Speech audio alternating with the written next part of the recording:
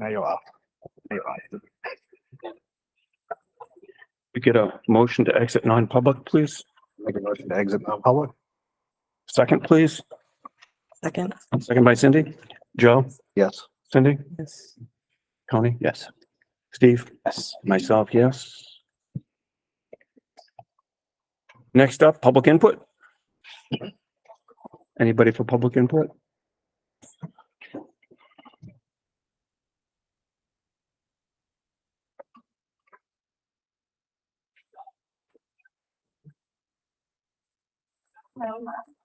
My name is Christian Wagner. I am a Raymond resident, school counselor here at the high school, and a member of the Raymond Education Association.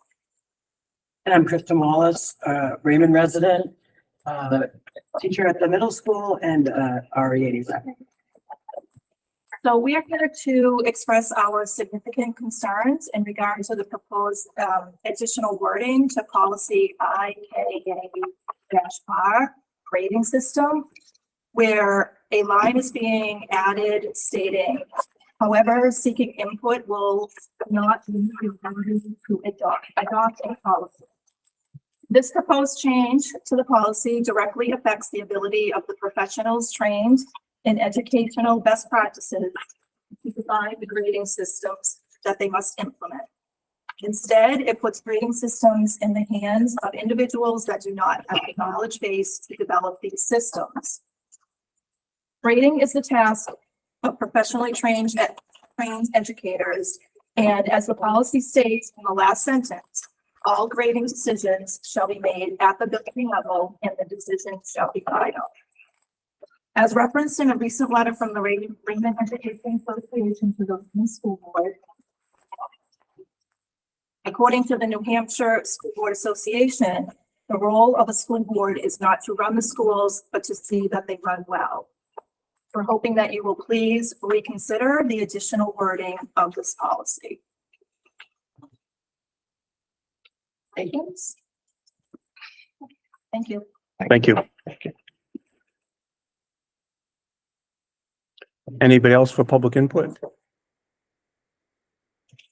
All right, we'll keep this public input open for 30 minutes. And if anybody comes along within that 30-minute window, we'll let them speak at that time. Next up, student representative to the school board report. Tyler? Howdy. Kind of been quiet past couple of weeks. We did have the Alice drill yesterday, 2 days ago. Time flies. Went pretty smoothly, I'd say. A lot of students sort of know what to do. I think there might have been a couple hitches on the announcements. More so, there's been talk that there's a delay on the speaker system, so that what's actually being announced realistically 5 seconds late, which in some instances could be the difference between life or death. Is a concern. So I just thought I'd bring that to attention. Anything else, Tyler? I don't think so. No. Thank you.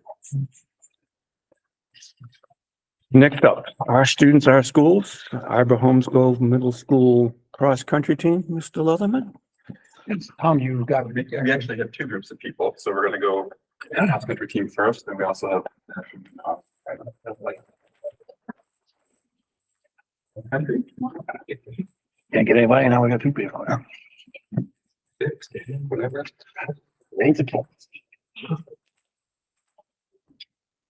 My name is Dan Bartline. I'm the PE teacher at the middle school, also the athletic director, track coach, and cross-country coach. So last year was our first year for track and field, and we had a really successful season. We had 35 runners, athletes come out. I believe maybe just 3 or 4 of them had experience before last year. We did have 7 or 8 runners make the state of champions, the meet of champions meet, which was pretty awesome. Our girls finished 3rd in the Tri-County division as a team. Our boys finished 4th by almost at 3rd by like 1 point. So at the end of track, I was talking previous principal, and I was like, well, you should keep this going. I want to start cross country it was a little bit late to officially start it, so I just did it as a club after school. And last year I made some friends, different athletic directors, so I called them up and then asked if I can get into a meet or two, and they got us in a few meets. We had a small team because we have to compete against soccer, so there's a lot of our best runners are also soccer players. But some of the tougher ones get to come do both, right? So what happened was we had two or three meets. We had a couple of runners qualify for the state meet. Leah Unger finished second in our division. I think we're Division 3 in the state. She finished second. Her little sister Abby Unger finished 21st, I think, 21st. Yep, so she finished 21st as a fifth grader.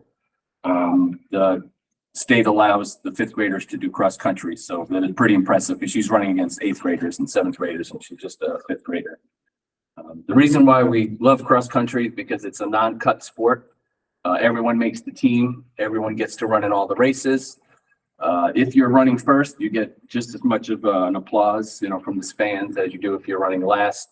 You can see improvement from race to race because it's a team sport, cross country, but it's also individual. So you can do both and see a gain there. So like say the first race, you ran 16 minutes and then, 2 weeks later, we have another race. You've learned from your previous race. Now you're down to 15 minutes. So we saw improvement across the board with all of our runners. Also, mental health is really important. Exercise is very important for mental health. So we've seen changes in the runners. Now, before we run in practice, mental health is not so good. There's a lot of stress about how far we're running, what we're doing that day. But once they get through the workout, there's definitely a positive change in their mental well-being. I believe all the kids love coming out for cross country, so we're looking forward to continuing with it next year. I'd like to take this opportunity to publicly thank Mr. Bartline for establishing and coaching this year's cross country and track team. Now, I've been wanting to run track and cross country ever since elementary school, and I didn't think I would have the opportunity to do so before I graduated from IHGMS. Cross country is the only sport that's different from other fall sports. In soccer and volleyball, there's a limited number of players on each team. If you are a less skilled athlete, there's a good chance you'll either be cut or spend a lot of time on the bench and not play during many of the games. Many middle school students struggle with self-esteem, and being cut from a sports team only makes this worse. Cross country is different. You're part of a team and you have the ability to score points towards the team's overall score, but you're also competing for yourself. Only the top 5 scores count for the team result, so anyone can get better and run faster without fearing that they'll mess it up for the whole team. Cross country also gives those students who either didn't make it onto the teams or didn't want to play the other fall sports to be active. From what I've seen, runners are generally very supportive, and you can often hear people cheering as loudly for the runners at the back of the race as they do for the leaders. This feeling of support, in my opinion, boosts mental health and self-esteem of middle school runners.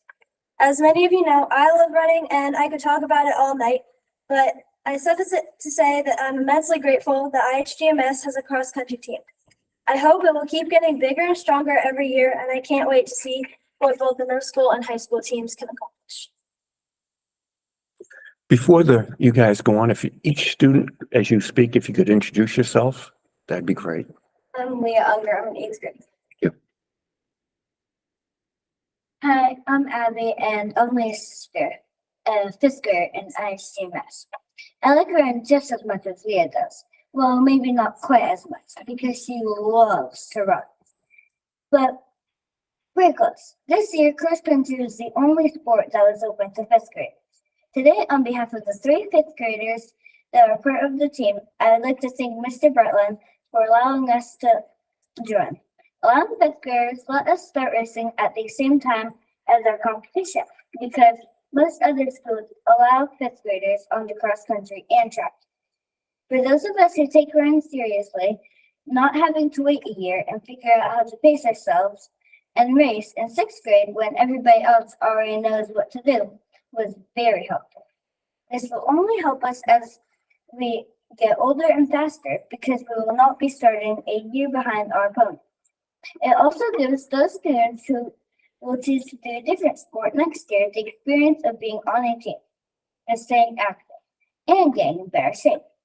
As Leah said, because cross country is both a team and individual sport, a runner who is younger and slower can just work on getting better and compare herself to the others in her grade without having to worry that she is messing it up for anyone else. There can also be many runners on a team, so allowing fifth graders does not result in having to cut anyone in the higher grades. Cross country is also not a contact sport, so the coach does not have to worry about letting younger and smaller runners compete against eighth graders. It's not like soccer or other sports, when a fifth grader may go against an eighth grader to get the ball and get hurt because the other person twice their size. As Leah said, there are many benefits to running, and I am very thankful that I was able to be part of the cross country team this year. I truly hope fifth graders can participate on the track team this spring, and I can't wait for the cross country season next year.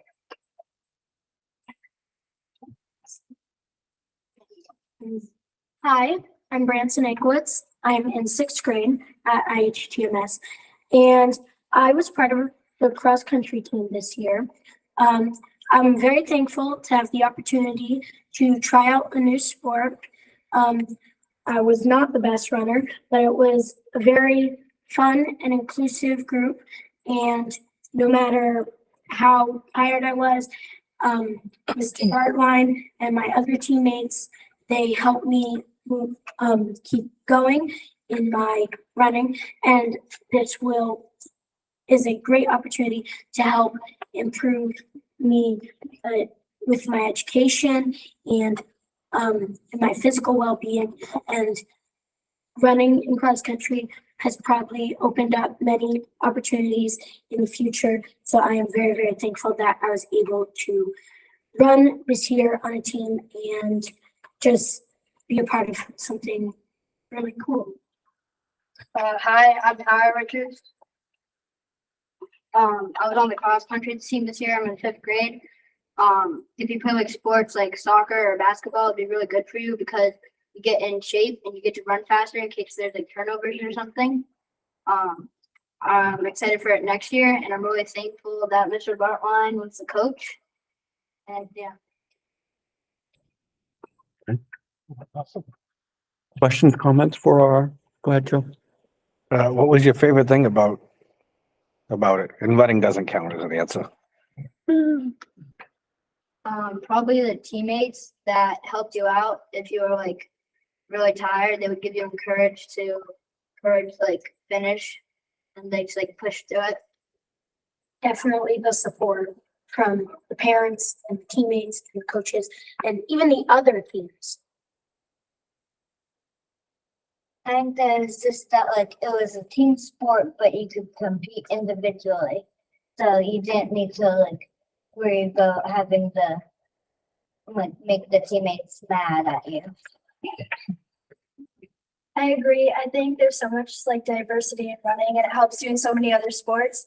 And just how like supportive the atmosphere is. And I think having a middle school cross country team and getting runners and young athletes prepared for high school really gives you an advantage when you move into high school and even college. So you kind of know your way around cross country. I think it's a great place to start. Thank you. Thank you for your time. Thank you. Thank you. Thank you, guys. Thank you.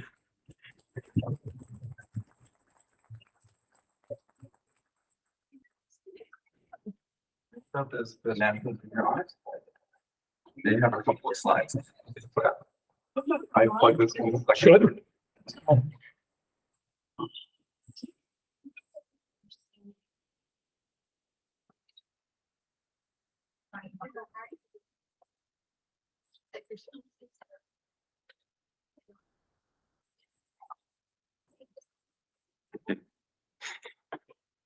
Group.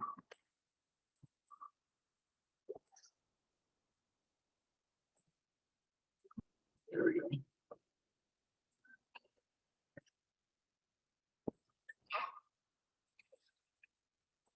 Hi, I'm Susie Gagnon. I'm the faculty advisor for the Honor Society. These eighth graders, this is the first time they've done a food drive. We do one every year, but obviously with new eighth graders. So what you see here, this is the kind of the flyer that's shared with families and faculty and so on. But to make the whole experience more meaningful, the kids are going to share with you how we understand the impact that food drives can have. So, hi, our education members, we did something to learn a little bit about food insecurity before the food drive. First thing we did was play the game Spent. It's an online game about making money decisions, and it kind of gives a little bit more perspective on having other things in life besides just bills and having to have, you know, money to get through months before you or at least before you pay. And the second thing we did was we learned about the meaning of food insecurity through some videos and about how it's not just not having food, it's about worrying about the nutritional value and just worrying to have some money to and how usually the least expensive food that you can buy in stores isn't as nutritious as some expensive. Hi, I'm Avery, and we also learned about how the options that are especially important to children. We learned about not having enough food affects children's sleep, mental health, grades, and behavior. We learned about worrying about food affects families and people around them. And we learned about people shouldn't have to choose between food and medication or heat and winter clothes. Hi, I'm Kayla. These are some things that are more specific to teens. Research shows that mental health problems such as depression, anxiety, and behavioral problems among children and their parents increase as food insecurity increases. Specifically, food insecure students are not often fully engaged in daily activities such as social interactions with peers at school. They also have greater difficulty getting along with other students. Children from homes with persistent food insecurity have shown smaller gains in both reading and math than their food secure counterparts. Hi, I'm Ryan. Did you know there are about 40 million people in the United States that don't have enough food? That's 70 million households, 13 million children. That's about 1 in 5 or 3 or 4 people in every single classroom. Hi, I'm Nora. I'm Leah. So we visited classrooms for motivation and to share different things about the food drive. We told them about the statistics. We also showed them some videos about families and communities like ours who benefited from the food drive. Would you like to see the videos? Sure. So these videos, we didn't make the videos. They're put together by Feeding America, but we found they have a whole selection. We found some that are similar to our community so that kids would understand more.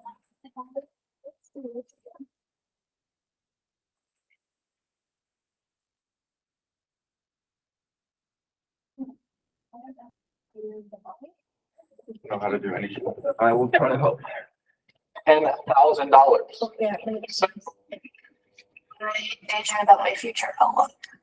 I swear on my life, my kids will have a better childhood than I do. The kids that come to the library are wonderful. They are often facing really difficult situations. I'm the teen librarian. I get approximately 5 hours a day at the library. It's great. There's positive people. There's books. There's also computers we play games on. My name is Emily. I live in a family with my dad, my sister, and my brother. My dad's a hard worker, but sometimes it's just not enough. We don't have a lot of food. My dad might buy food here and there, but it runs out really fast. A lot of kids out here, their parents work multiple jobs, so they're really pretty much on their own from the time school gets out until late at night. We realized that we had to do more. So from there, we were able to add in the snack time. Snack time is a program that everyone ages 0 to 18 is able to come into every day at the library. The snack time is amazing. It's really healthy and it's really yummy to eat. I usually get my food from school and the library. It really helps with their behavior and it really helps them do their homework. I think eating food makes me feel a lot better so I can focus more. If I didn't have any of that, then my family would probably starve. For a lot of our kids, it's a really important part of their day, and it is for us too. when they look at you and you know that you're helping them, it's impossible not to love them.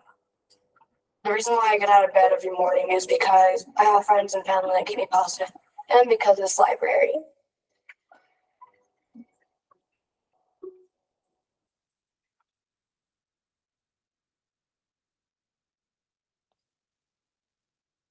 I don't know if you'd like to see the other one or not. It's up to you guys. Yeah, let's go ahead. So one was about a student and this is about a young family. As a mom, I want to be able to give my children the things that they need. And one of the primary responsibilities of a mom is to feed her kids. And that is hard to do on a budget. The things that are less expensive are the things that are less healthy. I want to be able to buy the produce and the dairy that's fresh and healthy. I want them to be able to have the energy that they need to run around and play. My name is Brittany. My husband is Clint. We have 2 little boys and we love spending time together. Things were really tight, and one of our neighbors mentioned the Utah Food Bank brought food to our neighborhood, and there was a whole truckload of food. I was really excited and humbled someone would be willing to donate all of that sort of thing and that we could have it. When we say that we're homeowners, people think that we haven't made, that we don't struggle with money, but we do. Bills are really tight. We still have to make those choices and live on a budget. I use coupons. I do babysitting for the neighbors during the day and I work at night. My husband has a college degree and yet our income is still in the poverty level. Last year, we didn't turn the heat on during the winter. We had a little space heater that we used and we all slept in the same bedroom.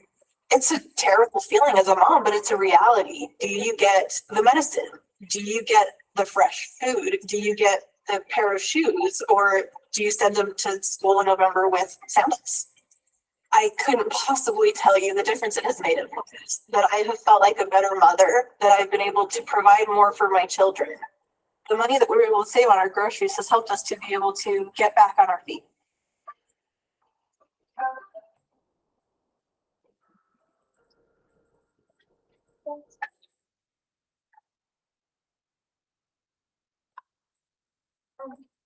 We're also offering prizes such as ice cream to the whole of each grade that brings in food. Hi, I'm Izzy, and here's a little bit more of the good news about the food drive. So all of the donations actually stay in Raymond and either go to the 68 Hours of Hunger or the food pantry. And we're also donated a gift card to fund the ice cream prizes for each homeowner from each grade. And so far we have close to 500 items, but there's still plenty of time to donate because the food drive ends just before Thanksgiving break on the 21st. Anybody have any- Questions? Go ahead, Joe. What grade's in the lead so far? Ms. Walker's. So far. But it's often a tight race to the end. And if somebody from not the school would like to donate to the school, how would they go about doing that? Just so that people at home listening? Oh, yeah, they could just bring things to the office. I go next to me. Thank you. And and 68 Hours has a specific list of things they're looking for. So we kind of sorted out whatever they need or what the food pantry needs. Any other? Steve? Yeah, I just want to say thank you for doing this. That's an awesome endeavor you guys have undertaken. Thank you for coming out. Thank you very much. Thanks.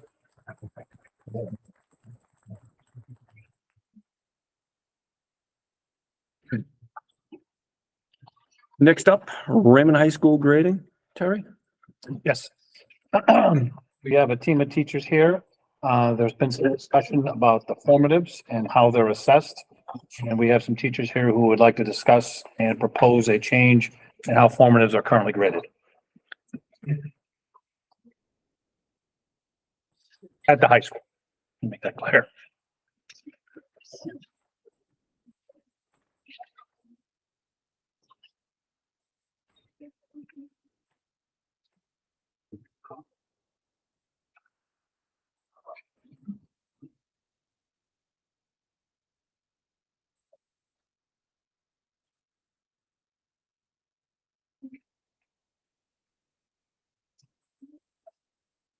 Take some time.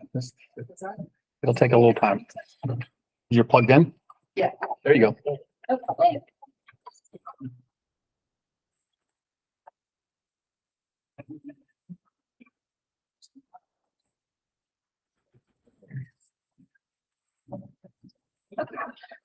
Hi. Thank you. We're ready. I'm Kim Moyer. I am the Spanish teacher at the high school. I'm also leading the fine arts department there. I'm Shelley Gallagher. I am a science teacher at the school. We're going to discuss today the thorough effort rubric proposal that we have for formative assessment. First, I'm going to read you an excerpt from the RHS handbook on page 39. Formative assessments, also known as practice and preparation, are assessments for learning. These assignments inform teachers, students, and parents of where the student is in the learning process. They also allow for feedback opportunities to help the student improve and prepare for summative assessments. Formative assessment assignments, assessments in practice, are not optional assignments and will be completed by the students to the best of their ability.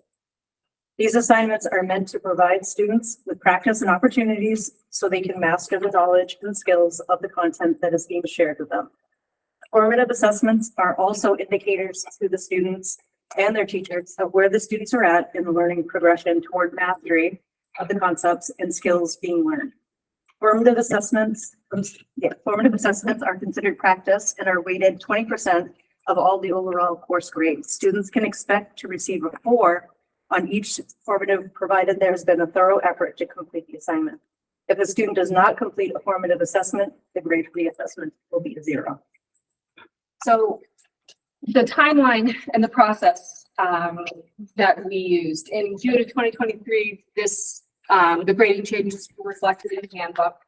And that was summer vacation. It was the end of the school year. Teachers were on summer vacation. In August of 2023, the administration created 4 committees, recognizing the need that there were 4 major areas that we needed to address as a school community, one of which was a thorough effort rubric. Staff got to select committees. We got to choose our committees and prep them 1, 2, 3, 4 based on where we wanted to be. And then the administration put the committees together. At that time also, it was that first, I think it was the September 1st in-service day. We had our initial meetings with our committees. We got a little bit of time just to sit down and figure out what our angle was going to be. During the month of September, our committee researched different types of rubrics, what it meant to show thorough effort, all the different styles of rubrics that could be out there. And we also felt that it was very important to survey the departments. So we reached out to the department heads, asked them to have discussions with their department members and give us feedback on what was important to each of their different areas, because it's not a one size fits all. Everybody does little things a little bit differently, and subject matters are assessed in different fashions. In October of 2023, the committee took all of this information. We took all of our sample rubrics that we had researched. We held a 2-hour work session in which we ran protocols to have some good professional discussions about what it meant to show thorough effort and how we wanted to assess it. And at that point, we were able to come up with a draft of the rubric based on the research that we had done and the stakeholder input that we had received. In November of 2023, we shared out the draft rubric to all of the RHS educators, administrators, and during our in-service day, we vetted and tuned this rubric via specific protocol, which gave everybody in the building an opportunity to voice their opinions and to give their input. The committee received feedback, and then we met for an hour and did our final draft. And here we are tonight. And we're looking forward to hopefully implementation of this rubric in January 2020. Now I'm going to do some of the different types of formative assessment. I can just figure out what it is to put on the screen.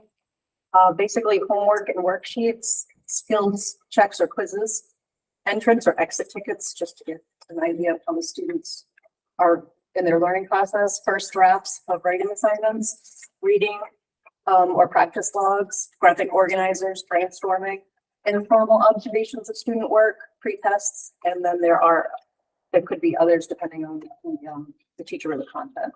And this, as I mentioned, is 20% of the overall course grade. And staff had expressed a need for different types of grading based on the different types of formatives. Some of the terminology that we as a committee came up with, first of all, you'll see a column is labeled as benchmarks. We agreed that some assignments are truly benchmarks in that it offers the students opportunities to apply, use, and refine their learning objectives. You can think of these benchmarks much like we think of I can statements. I can add two numbers together. I can write a sentence in Spanish. I can do just about, I can balance a chemistry equation. There we go. I'm trying to remember my own. These are assignments are attempts for students to see what they know, to ask questions, and to fine tune their skills. And this type of assignment might be one that's a homework assignment. It might be one that's assigned during the class time, but we really felt that benchmarks needed to be assessed in one way.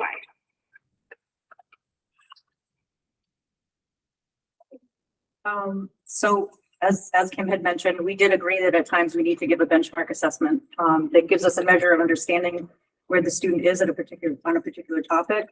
These type of assessments could be similar to the old school quizzes that we might have taken in school. It allows us to see how well the students know the material, but with less weighting to the assessment than some of it. And so with all these factors considered, we came up with what we felt as a committee was a rubric that was easy to follow, that could be posted in front of a classroom, that the kids could understand it well, the teachers could understand it well, the parents could understand it well. The committee felt that keeping that center column with our 43210 in line with the wording of our work study practices and with our report cards was important. So we were using similar terminology across the different grading components. We then broke down what a 4 looked like, what a 3 looked like, what a 2 looked like, and what a 1 looked like. And we agreed that the 0 represents insufficient or no work shown. On the left side, you will see a benchmark assessment, and these were what Shelley discussed with you. And these are like the old school quizzes, the things that we really wanted to assign some sort of a grade to, but don't hold the same weighting as a summative. And these are only, this rubric is only used for formatives. This rubric will not be used for summative assessments. That's different. The benchmark side, again, reflects what are more like opportunities for students to practice their skills without a real grade attached to it in the same sense that a benchmark assessment might. An opportunity for students to really show their effort to ask the questions, refine their learning, and get the feedback with a little bit less than, say, a grade out of something. But that's essentially what it is. We call this a draft because, like anything, a draft is a work in progress. And grading has changed over the years. 10 years ago, we were not grading the way we are now. I don't expect in 10 years from now we'll be grading the same way that we are now. So we need to look at this and we need to make it fluid. We also need to make the wording easy to follow and applicable. So we're not trying to nickel and dime what each little line means. We tried to be consistent between the assessment column and the benchmark column with the wording that we chose. And that's how we got to where we are today. And we plan to implement this rubric beginning of the second semester. That way it'll give staff members time to incorporate the rubric into the subject areas, familiarize themselves as well as students with the grading formative work. And it is not best practice to change the rules during a grading period. So we figured that the second semester implementation would be our recommendation.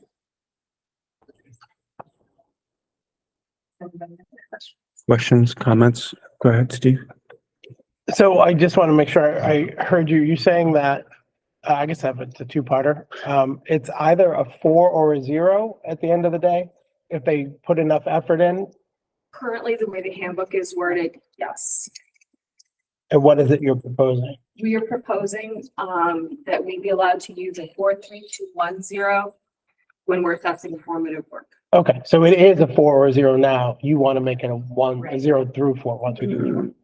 In practice today, at the high school, what's in practice today at the high school for grading formatives? What is in the handbook? So just to clarify, that's the 4 or the 0. Okay. And this is just, I'm going to boil it down just for simplicity, but it's essentially like a homework style, quiz style grading. This is not quarterly grades, semester grades. That's not the sum. This is just for that level of work, along the way, if you will. Okay. I don't want to throw Kim on the bus, but Pete, are we sure that that's implemented with fidelity across the high school to 0 to 4? With fidelity, no. Okay, thank you. Any other questions or comments? Yeah, I have the issue came up when this came up in the summer for the board, from 10% to 20% for formatives.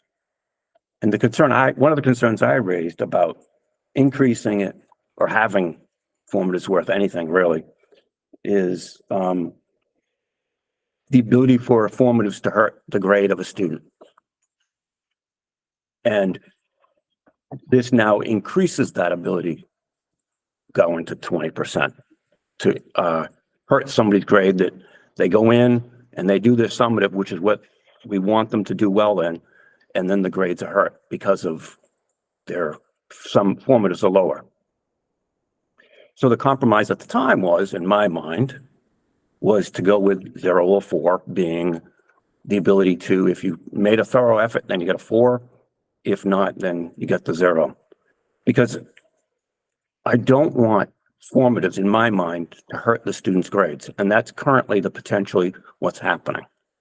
Do you folks have a thought on that? Because the math is there that it will hurt in instances.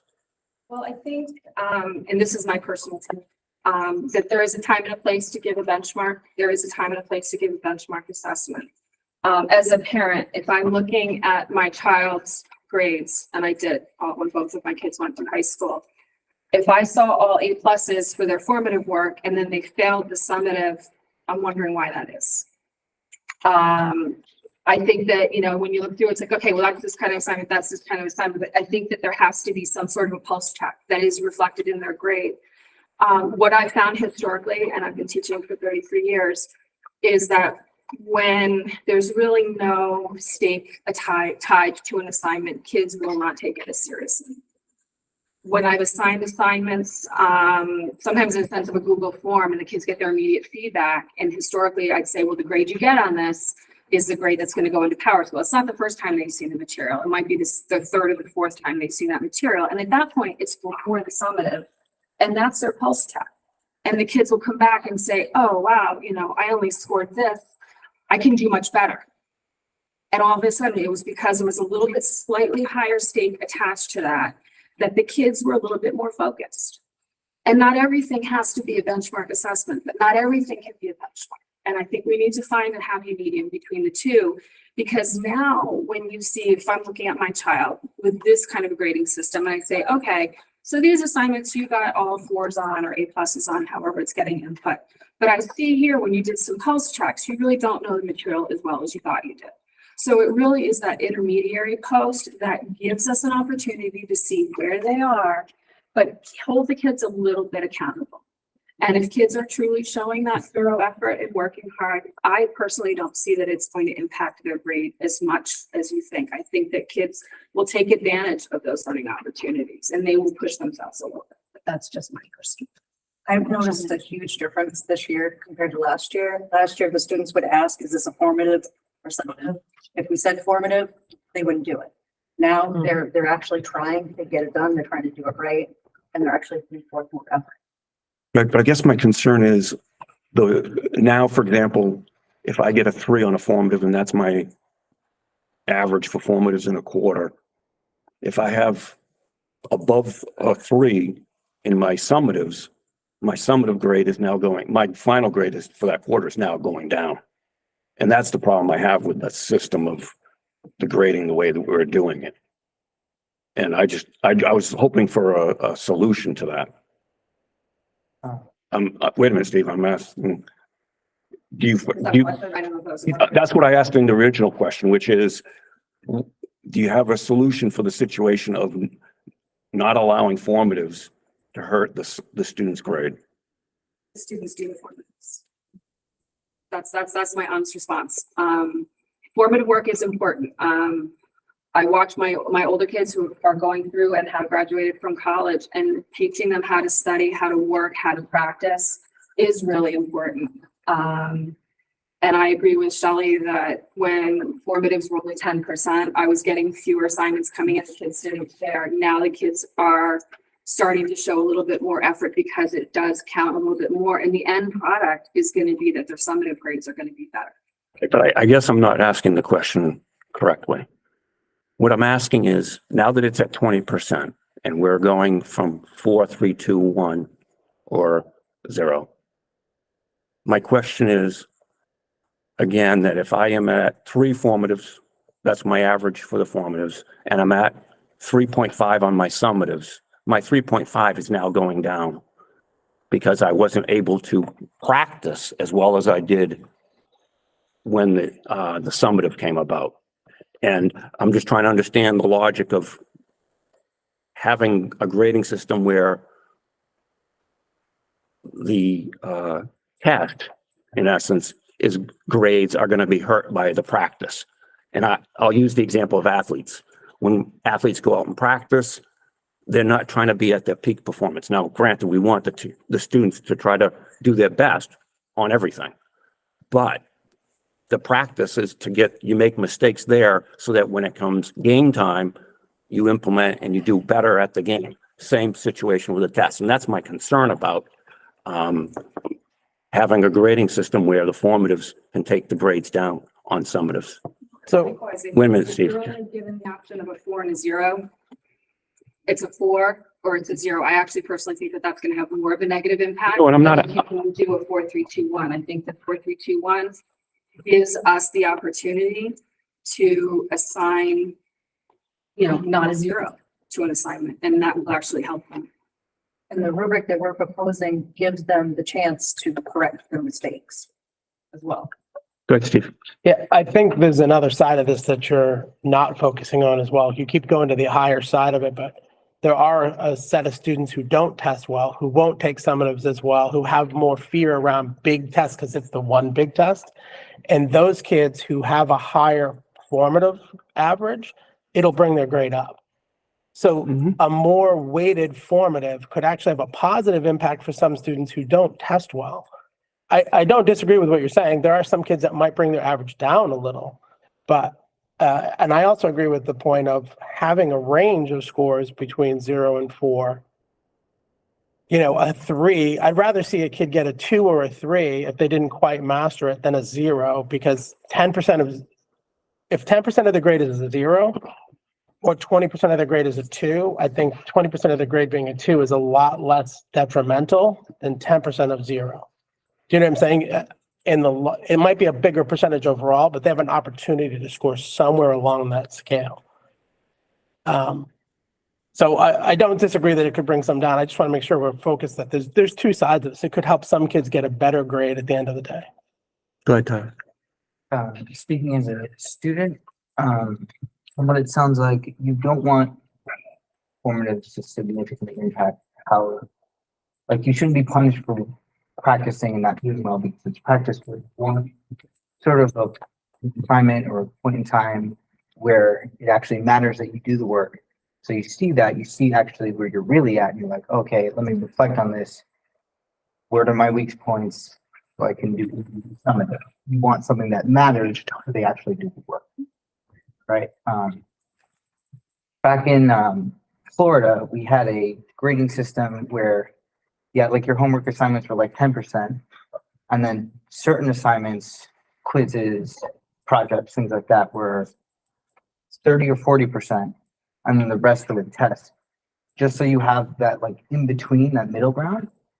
And it sounds like to me you want normal formatives and then special formatives, just again, or what you said, a pull step, make sure you actually are having a grasp and you're actually processing the information that's being taught. They're like checkpoints. Tony and then Joe. I just want to go back to what Steve was saying about a student would get a 0 for not mastering it, where that's not necessarily the case, where if they put forth an honest effort, they would get the 4, not the 0, right? Is that safe to say? The way it's written in the handbook. Right. If you put an effort, then you get a 4. So that student that put in the honest effort and scored the 4 could potentially get a 2. So, I mean, that goes both ways. You know what I'm saying?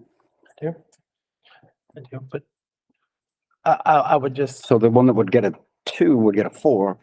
So it would help that person's grade even more so than it would if it was a 1, 2, 3, 4. I guess the only question I would have for that is if we are assuming that thorough effort equates mastery of a subject. That's not what it is. That's not what he's saying at all. But I know, but It's the when you effort. have a 0 or a 4, I could put out a ton of effort. I work with coders every day. I work my butt off to learn coding. I am not a good coder.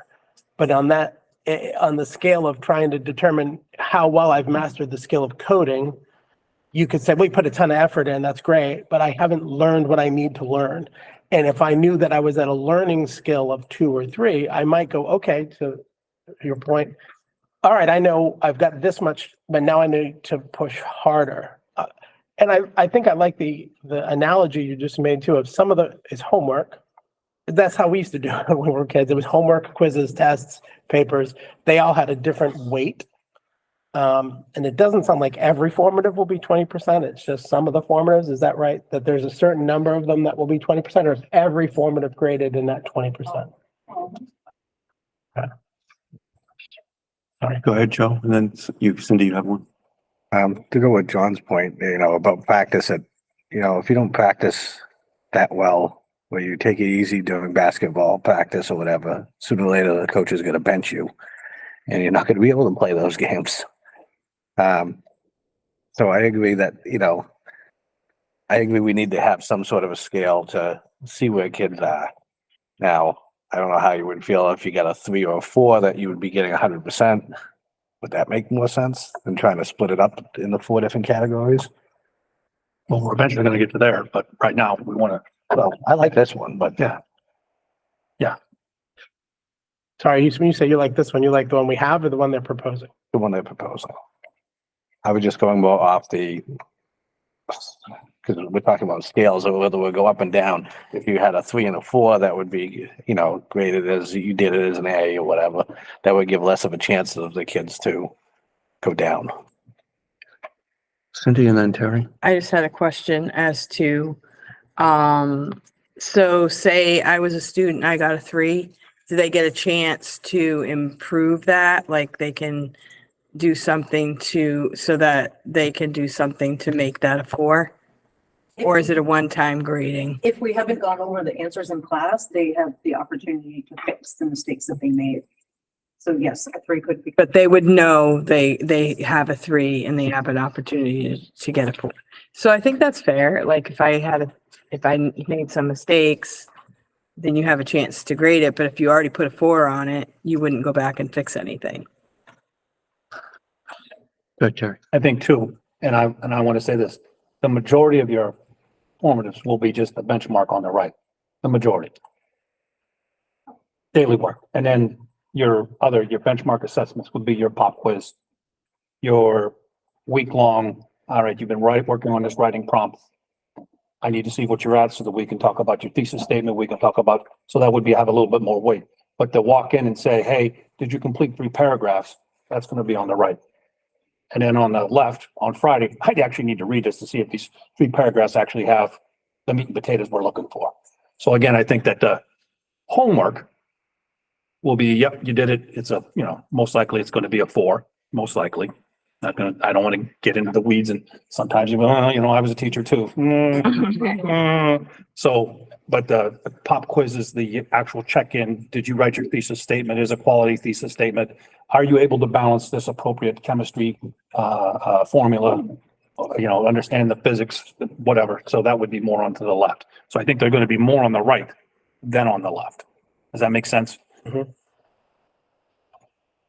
I would Go ahead, Tyler. also just like to add that I feel like a lot of students have taken issue with the current grading system. at times because it sometimes feels like their efforts aren't being properly rewarded or like evaluated. The current honors postings, there's close to 120 kids on there, right? Yeah. Yeah, there's close to 120 kids.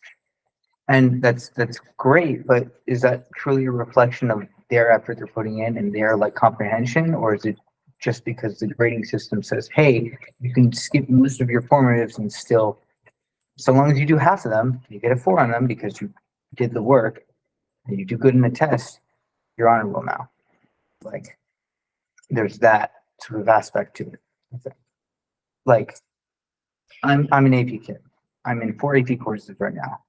I'm not on the honor roll because AP Calc has been a huge struggle for me. That's why I got out of math, Tyler. I'm putting in the effort and I'm trying to do better and understand and comprehend because I'm putting in effort.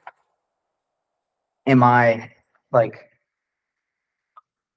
I feel like the grading system should sort of encourage effort, if that makes sense. Like you want that to reflect effort and a willingness to try and understand and put together things rather than just float on by, do the bare minimum, get your grade and be done for the day. If that makes sense. Tony? So now currently it's either 4 or 0, is that right? I know we've gone over this a million times, but let's say I turn it in, it's considered a weak effort, I get a 0. I have the option to retake that and put in more effort, make that a 4. Yeah, again, as the Ms. Gallagher As long as said, they haven't gone over it. Yeah. So, what kind of makes it a little, like what is the likelihood of that happening? Is that a common thing that kids would try to do this, or do you immediately go over the answers so they don't have much of an opportunity? I can talk personally about what I do about it because I do go over the answers immediately. So if students didn't do the homework, they can come in and do it in front of me. So I can see that they're not copying the answers. So they are showing me that they care and they get the grade. Different teachers have different ways of doing that, but that was one of the things that we needed to consider because we do want to make sure that the learning is happening. I guess I don't believe copying my answers, and that just shows that they can copy. I guess my question is, if at the end of the day, we would encourage students to do that in every case, what does it matter if they get a 0, 1, 2, or 3, if we're going to push them to get the 4 anyway? I mean, they don't try it again, then they get the 0, but if they put in the effort again and try, like he's saying, and say, I did try and I'm learning, then they would get the 4. I hear what you're saying. I'm thinking for a minute, but I didn't see it, Joe, sorry. I think it's more about this scale gives more, gives the student, tells them where they are at more than a 0 or a 4. yeah, I mean, I could come in with a page of lorem ipsum text and I've done the work. I put in the effort to write down a bunch of words. Well, I'm sure they'll get Right. corrected. They're not just going to take it and No, I know. no, But that's the- input back. The answer to your question is you can put in effort and have it not be the best quality work or have it meet the ideals of in English. I need to form a sentence. You have to have a topic and supporting information. And there's a format to a lot of things. And you can write a bunch of stuff and it might be really good information, but if it's not formatted properly, the kid might not understand, okay, well, I passed it in, I got the 4. So I'm done. I don't have to look at it again, but they may not have formatted it in the right way. And if the choice is a 4 or 0, and we're only grading on the effort to do the work, then we're not really doing the justice to that kid to understand, did I really learn the skill? But through instruction, that kid would be corrected for the next assessment, and then finally the summative would get it But wouldn't proper, it right? be more appropriate for a student who passed in work that needed a correction to be at a 2, and then the follow-up is the 4, because now they have gone back. But if they know that they're at a 2, there's a motivation to say, okay, I got most of it. Now I can correct it and get it to a 4. It's not like, oh I'm a 0, I'm just not going to bother. You know, some kids might just be like, I didn't do it, so I'm not going to bother going back. Well, those kids aren't going to do it if they get a 2 either. It's not just magically a 2 or 0 is going to change that. I think there's If you're going to use those kids as an example. Yeah, I think somewhat, but. Good. So I get what you're saying, Tony, but I'm also gonna say too, that if I'm taking Spanish And I'm not conjugating my verbs the right way, but I'm doing some of them the right way, but I do the easy ones, but the irregular verbs I'm not. But it looks like I put through effort, I'm gonna get a 4. And when I take that summative, guess what I'm gonna miss? But would you, Regular. wouldn't those ones that he's phoning in get corrected or I didn't phone him in. addressed? I didn't phone him in. I tried. Okay, And so, you know, when you look at it, I gave it thorough effort. That's a 4. right. But I didn't know how to conjugate those irregular verbs right. So you wouldn't be getting any feedback when you hand in that paper with half of those wrong. Could. Correct that for your summative or the next. I would say on a typical teachers, and teachers on the left-hand side, the right-hand side, teachers aren't going to sit there and grade every one of them. Because it's more of a check-in. The ones on the left, the quiz, absolutely. There'll be that opportunity. So the daily homework, in my mind, is a quick walk around the room. Yep, you did it, you did it, you did it, you did it. So you're basically saying homework 0 to 4, 0, I don't 4. want to get into, I don't want to say that, but I'm going to be, That's the implication you're giving. but again, though, if you go into half the page is not done. Another thing too is the kid, you know what, I don't also, we had to be careful because then, again, if I'm giving them a 0 because it's only half done, guess what they're not going to do? They're just going to take, we're going to have a lot of zeros and they're not going to make a workup. They become defeated and they're out. Or if I throw them a 2 because they did half of it, it's more likely that they're going to have still some incentive to continue to do the work. So that's part of it is too. What, you know, we'll get into economics here, but we are a capitalistic society. We found out that if we entice somebody and give them a reward, the opportunity to do more is there. And so, you know, they're high school kids. Sometimes they don't have the best home life. Sometimes we have to help them. And the fact that, you know, when we're throwing them a 2 because they did half of it, it looks pretty good. You know, it's not the best effort in the world, but they did something. If I'm that kid, I'm saying, sweet, a 2, I'm good here. Well, that goes, Does see, that depend goes on both the ways kid. too. we can be here for hours and talk. That's the point. That's Yeah, the point. I know. And so, you know, we're here to also entice, to educate. Right, so Yeah. give me a 0 and then the motivation is a 4. Yeah. But if I have a 2 already, I'm like, I can live with a 2. Well, 2 is barely getting there, but also you give them a 0 and you give them multiple zeros, guess what they're gonna quit doing? They're gonna quit doing anything. They're just gonna stop. Well, I mean, They just stop. And then, you know, then we're credit recovery and we're doing Admentum and chasing kids for more formatives and, you know. I'm gonna be honest, with you, there is no perfect system. There's none. They keep trying to come out with it from the 80s to the 100s. Now they're wanting to go back to the 100-point scale because of this and that. So there's nothing's perfect. You know, now these schools that went to Best the thing fours, is the kid wants. they're going back to the hundreds. Yeah. School didn't count homework. Now they have to count homework because kids weren't doing homework. They found that out. And so it's just this, it's, you know, as with anything, Tony, we find a loophole. We got to find a I'm not saying loophole. We that- got to close the I'm loophole. not favoring one way or the other. I'm just Yeah. asking questions. Yeah, it's That are nothing's coming up perfect. in my mind. Nothing's perfect. Good, chief. I will say, and just, this isn't what I was gonna say, but I'll just respond to what you're saying. There are definitely some kids who aren't gonna get motivated by this. You're not wrong, 100%. But there are a percentage of kids that if it's a 0 or 4, and I think it's a larger percent, that will just say, I don't want to do it. But if you give them an incentive, maybe just for sake of argument, let's say 50% of those kids are like at a 0, I'm not going to do it. But we might get 20 or 30% of those kids back if we give them the incremental incentive to say, okay, well, I did some of it, I got a positive, at least a partial positive, I can move forward. So some kids are going to be harder to reach no matter what we do, but we'll get a larger population of kids putting effort in if we give them some sort of feedback. That's just respond to that. What I was going to say before is it doesn't seem to me that this is intended to be a negative slant to take kids down. This isn't a reason or a way to take grades away. It seems like to me that this is a more honest way to approach the grading and the skill level that the kids have. It's a more gradient of an approach so that the kids have an honest idea of what they're learning, what their assessments are, and what their progress is. And it may seem a little more negative on some levels, but I think it's an honest assessment of someone's skill level is important for them to know what they need to do going forward. And that to me also helps prepare them for like true work and true life. You're not going to go to work at a job and just say, hey, I showed up, I want you to pay me. That'll work for about a week. You're not going to get do-overs at a job either. You don't get to do do-overs. Well, no, but we teach them a skill, that's what school is about. But if you teach them that all they have to do is show up, that's That's not not the it. right skill. But show up and put in an effort. Like, I'm sure you work with people that are not good, they still get paid, right? They don't stay for very long. But I mean, I'll be honest, we've had a lot of people who stayed for a while, and if they don't have the right skill set, they don't But- get to stay. we could sit here and come up with hypothetical theories and percentages to support our opinion, but the reality is that, we don't have those numbers. We don't know what that's gonna be. So my last question, and this is for you guys, for you specifically. Because I know all the teachers are for this, right?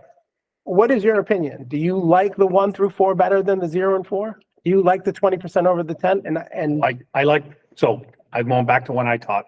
I like the 20% because the 10% wasn't enough. That's what we had. And I struggled with kids doing it. I taught math, so it was much easier to go from, when we did a 0 to 10. And so you'd walk around the room and, kids would, and I just would walk around. Did you do homework? Yeah. 10 or 0, 10 or 0. When I got close to the end of the grading period, I started to fudge that because I had so many kids failing because they just wouldn't do the homework. So as time has evolved, my own opinion has changed because when we first did this, I was like, oh, I'm a math teacher. 0 to 4 is the way to go. Now, after I've done more research, listened to the teachers, I was wrong. So I am more supportive of this than I was the other one due to after listening to teachers who are in it now, who are doing it every day. And, I've been out of the classroom now for 10, 12, 13 years, 14 years. So it's different. It's different, and we did it on a 100-point scale. We're going to go back to that, but that's what we did. So it's just different. So yeah, I am and we keep looking at a 4.32. A 2 is not 50%. We look at that, think that's a 50. No, that's a C. 4's an A, a 3's a B, a 2's a C, and a 1's a D. It is. That's how it's set up. That's how we did it in college. When you got a 4, you got an A. We look at a 2 as being a 50. No, that's not a 50. That's a 70, 75. You put good effort, you're average, on a bell curve. Let's go back to something we all understand, so that's what we have to think of it. We look at that differently, say, oh, that's only a 50. Well, that's not a 50. Back into power school, that turns that into a C and, it does what it needs to do on the back end of it. Right. Okay, thank you. Well, Joe, did you have something? So right now, as a parent, when I'm looking at my son's power school stuff, and I'm seeing him get 4s, it may not be 4s. He might be turning in his stuff. Might not be an actual 4 though. So in my mind, as a parent, it is, I think most parents would want to see what they're truly doing and passing in, because much as I am on top of things, I'm not sitting in back of him going, what are you doing all day long? So in my mind, it definitely would help the parents see what they are actually doing for home. Heck, a lot of parents aren't even home right now watching their kids doing home, making sure their kids do homework. And that's one way that parents check. I get it every Sunday night. Well, Monday morning at 12:15 in the morning, and it pops up. 12:16, are you looking at it? Sometimes. I'm up usually. So yeah, I think this is the way to go. Question, Terry. And I'm not suggesting we stay with the 0-4, but I do, as I've raised concerns about the students, regardless of if they're at 95, 85, 75, formatives hurting their grades. Is that the practice we want to do? Is that the formatives can hurt the student's grade? I think that, Because again, what do we want? We want them to do well on their summatives.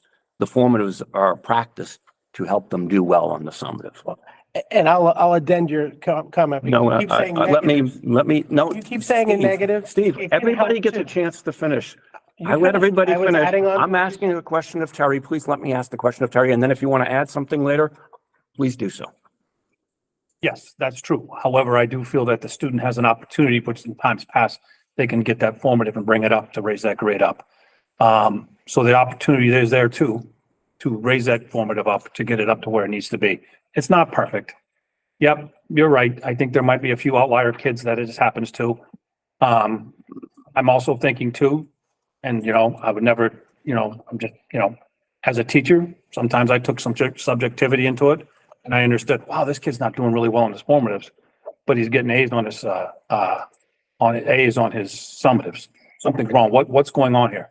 You know, and my rule was too, when I'd look at a teacher, I'd say if a kid is passing the summatives, they better make sure they pass your class. That was my rule. When I became a principal, I looked around, this is the deal. Because we had it, you know, kids, you know, so they better pass their class. If they're getting hundreds on it, and again, we're talking a 1% chance, we need to be subjective in that too. If they're getting 100 on the summatives and, you know, zeros on the form as well, you know, we need to put them in a little bit more tougher AP class because evidently we're not challenging them enough. And I wanted to add also that I gave everybody a chance to speak. I know you said I could talk after he talked, so I just want to add on to what he was saying. Okay, Steve. Because you did say, you keep talking about how it's going to take a kid's grade down. And as Terry said, it could also bring a kid's grade up. But I think more to the point, if a kid's doing well enough to get the 3 or 4, likely those kids are the ones already doing the formatives and are probably getting 3s and 4s on their formatives already. If a kid's not passing in work and getting 0s and 1s on formatives and getting 4s on summatives, that to me says there might be a disconnect in what's happening and why are they getting 4s on the test, but not on 0s on everything else. So it would be an odd situation where a student who's getting 4s on all their summatives wouldn't also be doing well on their formatives.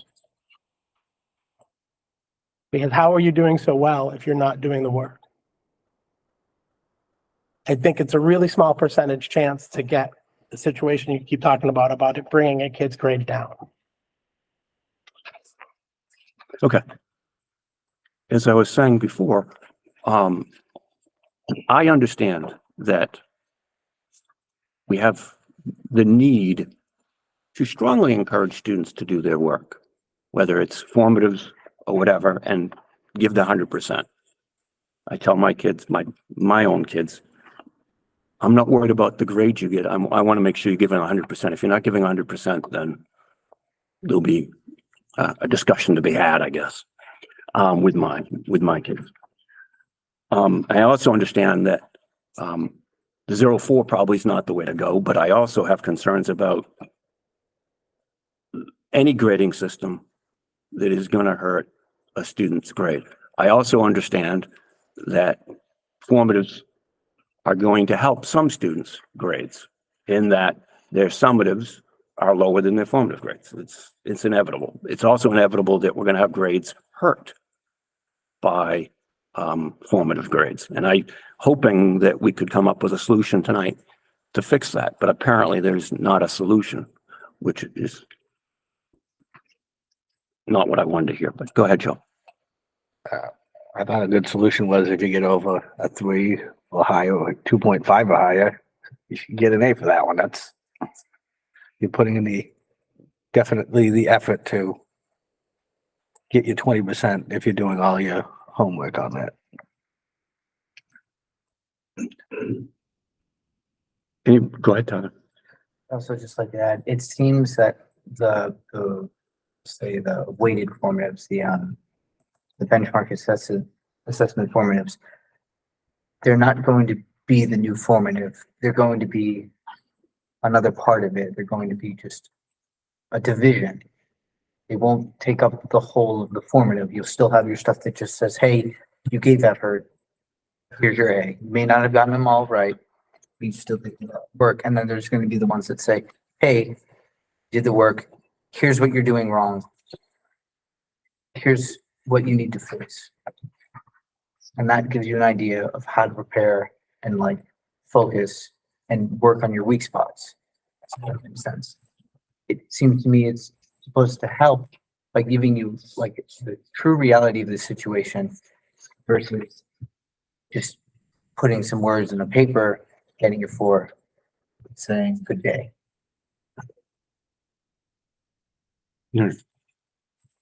Anything else? If we get a motion then to take action on the proposed grading? I'll make a motion that we accept the proposed grading rubric as is. And do we want to add that it will come effective this second semester, right? That's what you're looking for? The first day of second. Yeah, I don't want to give a date.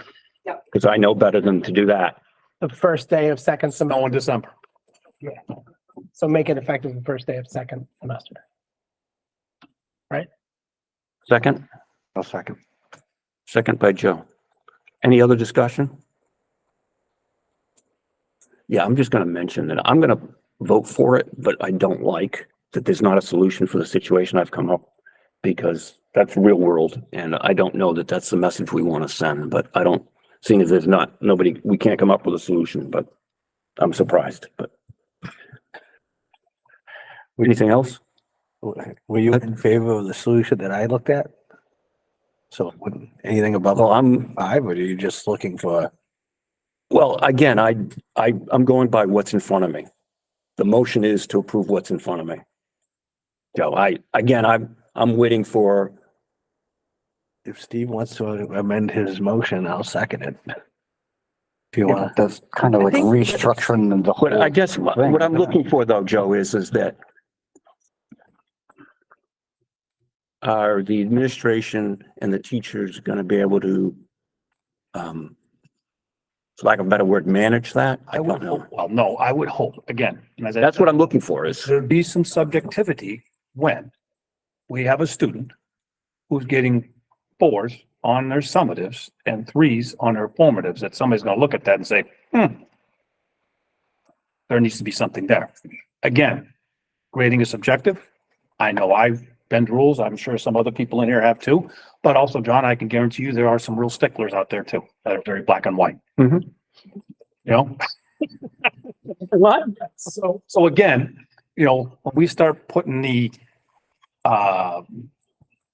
this, that, or the other, Mhm. get into the weeds and it creates more, you know, chaos. Yep. I would hope, you know, when Pete's talking to his staff and when this rolled out and Tom's, if they decide to go this route, as with anything, you know, ultimately, you know, you're the teacher, you know what your students can do, you know, and, you know, is this student being successful? Is this student being more than is competent on these competencies and showing that they've mastered it?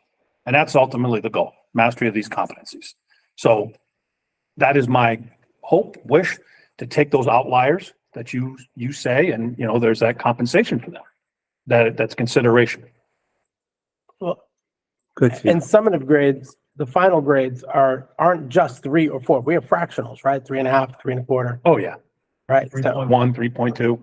So it's not like the average of a 3 in a formative is going to take a kid who's getting 4s across the board down to a 3. They might go from a flat 4 to like a 3.7 or It's whatever, right? still, it could be I think in my head, it's a 2/10 swing. Okay. 8% to 20%, but it's still 2/10. Right. I'm confused now. So if you take the, No. I mean, what was proposed, if my understanding was correct, was we were gonna go from 4, and then the next grade would be a 3, and then the next grade would be a 2 on the formatives. Is that my understanding? The whole numbers. but if you add the summatives. I understand that. I just wanted to make sure I clarified. That Yep. average is going to be in the Yeah, tens. the perfect world is not there. Yep. Yeah, I just wanted to confirm summative grades are different than the formatives. There's a Yes. scale. Tens. So I guess with all that, I'm gonna I obviously like this and agree with it, but I'm deferring really to the teachers and Terry, who know a lot more about this than I do. I think my motion kind of stands as is. I think if the summatives can have a fractional, I don't know that we need to worry about it here, but this is what they've discussed and researched and agree upon. My motion stands as to be implemented as it's presented on the first day of the second semester. Right? Yep. Okay. Any further discussion? All those in favor? Aye. Aye. Motion passes unanimously. Thank you for coming in. Thank you. All right, next up. Lamprey River Elementary School, Ivor Holmes Grove Middle School, Raymond High School Principals Report. And part of that will be data. I'd like to do the reports first.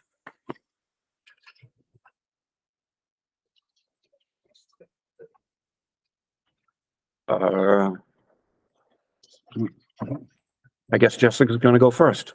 Because we'll all gather, because you're going to go right back to back. You're ignoring me. I guess so. I don't know. Guys, all come down and then you'll do your data first and then you'll do your discipline next.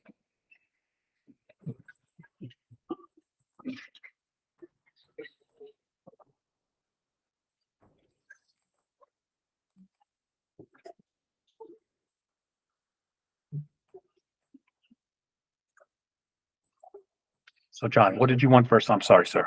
I asked to have the reports done first and then the three reports, and then we'll do the 3 data report out on the assessment next. There you go. Okay, so for trimester web reports for curriculum for the school, just some highlights here in September. We just started with the screeners, get some baseline data where students are ready for iReady and Acadians. We kicked off with the Night Under the Stars, a PTO event, and worked with parents in for open house. In October, a lot of community events and field trips. So partnerships with the fire department, the walk through the library, police and fire, Strawberry Bank for grade 3. Red Ribbon Week went really well this year. There's a lot of engagement. The Halloween party. And then we started our CELT field trips, which I'll talk more about in a different section. November, we did our first on-site Alice drill on Monday, and it went very well. I was very impressed with all the teachers, staff, and students. PTO again actively involved with fundraising and giving back to our school with the Penny Wars. Bowling for Books. Our teachers are engaged in that community event. It was very well attended last month. Families showed up for that, and we had a great time again. Our kindergarten feast is tomorrow with families, so we're looking forward to seeing what that's all about. And the PTO bingo night, which I hear is a real hit, that's happening on Friday as well. And before we go off break, the library is setting up a storyteller visit from Simon Brooks. In December, we are going to have PTO. Our last CELT field trip with grade 3, and the Forest musical will be happening on the 13th. In terms of curriculum, I'll kind of just give a summary up here what was happening in the kindergarten classes, and these were written by the actual team leaders. So kindergarten's working on their letter formation, learning about letters and names. They're implementing the new iReady math program, working on adding. I did hear from teachers today that they said that students have never been so ready for subtraction before. So they're really working on that, and it's really they're seeing great gains in that area, and enjoying the reading program as well, learning about the beginning, middle, and end of stories. Grade 1, they're working on building words in their foundations program, which is a program that's different from iReady, but it's how they're working on their letter formation and their phonics skills. They've been working on adding and subtraction till 10. Also enjoying the new program for iReady, and they're working on story elements. They'll be ending with learning about pilgrims and Native Americans in social studies. They'll soon be working on science. And feedback from teachers today is that they were really surprised that students are really loving writing and informational writing, even more so than personal narratives. So that was fun to hear. Grade 2, they've been working on communities, roles of community members and map making. They are also enjoying the new curriculum. For the reading part, it really involves engaging students in multiple rereadings of stories and doing a lot of close inspection of the story. And they are also working on informational writing and then working on addition and subtraction and story problems. Grade 3 started off with their Strawberry Bank field trip, started off their immigration with. We're doing the magnetic program, which is similar to what's happening in grades 4 and 5 at Iber Homes. Students and teachers are enjoying it very much. They feel that the stories are very engaging. And they are moving into really getting into that math discussion, and they're working next on beginning concepts of multiple data. They're really taking all of their skills and playing a variety of different interactive games, both inside and in the gym. The art teacher, Mrs. Munson, and parent volunteers made it possible again for the Deerfield Fair. They brought artwork. Many awards were won, and then Ms. Munson also had a nice display board that lasted for quite some time up in the school, so all the students can see that work, which is nice. SEL, we have two counselors now, K in 1 and 2 and 3, and they're running SEL classes, which is great using the second step curriculum. They started with empathy, but they're also teaching students to focus their attention on self-talk and how to stay focused on schoolwork. They're also working on how students can learn to identify their own feelings and then how to manage them. In music, we're getting ready for that musical, the 3rd grade performance, as I mentioned. Recorders that will be coming out to a note about how those will be starting that aspect of music. Health, again, really connected to the community with the fire department, those presentations, and really bringing in the Red Ribbon Week curriculum into this class as well. Library, really just building a love for books. I'm hearing a lot of engaging read alouds in there on a big screen. The librarian's really working on storytelling, the art of storytelling, and that's what our presenter is doing into this month to kind of help students understand the art of storytelling and how that's connected to writing. Special ed has been working on a lot of PD opportunities. They took part in IEP goal writing, how to write annual measurable goals. They also did CPI training, verbal de-escalation, and they also took place in the Core iReady differentiation tools, so they could see how to use that platform to all learners need. Again, I'm grateful to the PTO again for helping, show me the ropes in my building as a new person and really help me understand like the values of the community and how we can continue to grow that, because it's a lot to get into and it's been wonderful. And for all the new members that have joined as well. I'm so grateful for the new staff that we have and the staff who have been there for a long time. I see I feel like my school is a positive place. I feel like they all work well together and collaborate, and that's really a wonderful place to be able to go into each day. I'm glad for everybody who's new and for those who have been there for a while. I mentioned the SELT field trips. The goal of that really is to really develop a love of land and nature and bring that into the idea of blending academics and well-being together.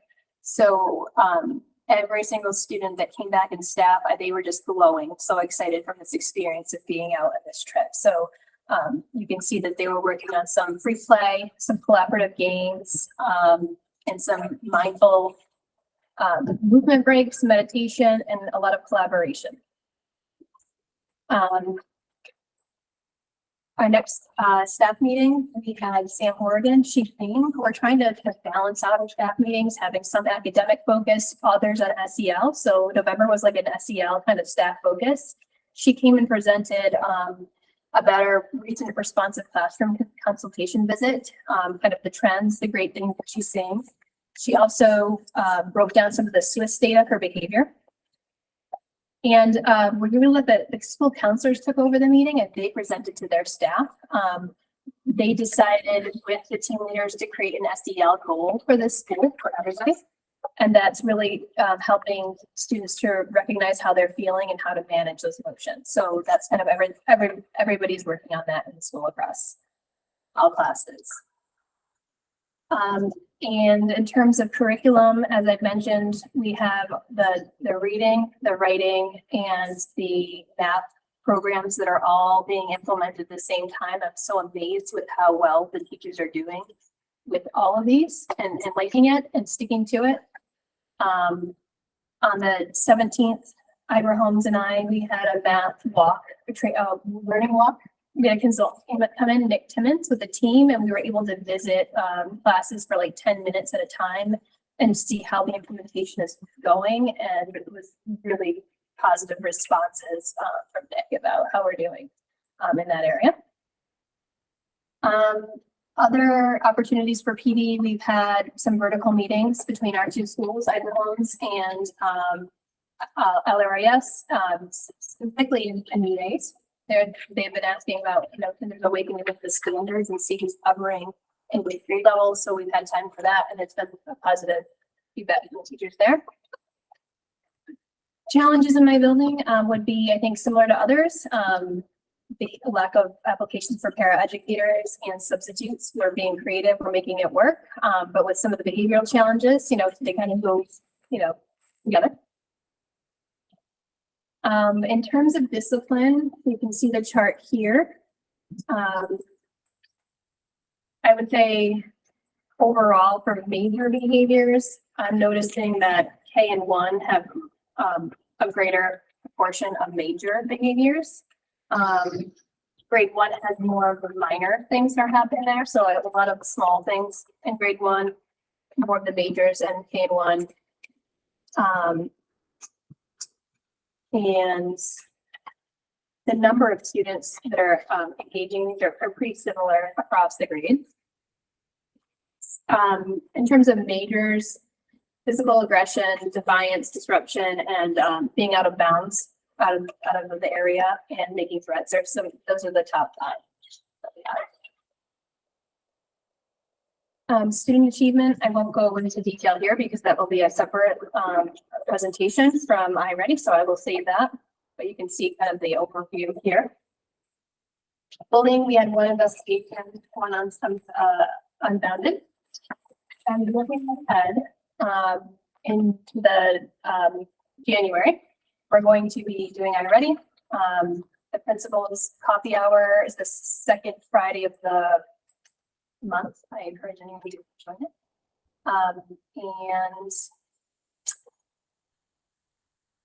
And then March, we're gonna really work to kick off Read Across America. I'm planning to use the librarian and some of the other staff members. So we're gonna look at that as another trimester 2 activity to bring the school together. And lastly, enrollment numbers are pretty much the same as my last visit, so they haven't really changed much.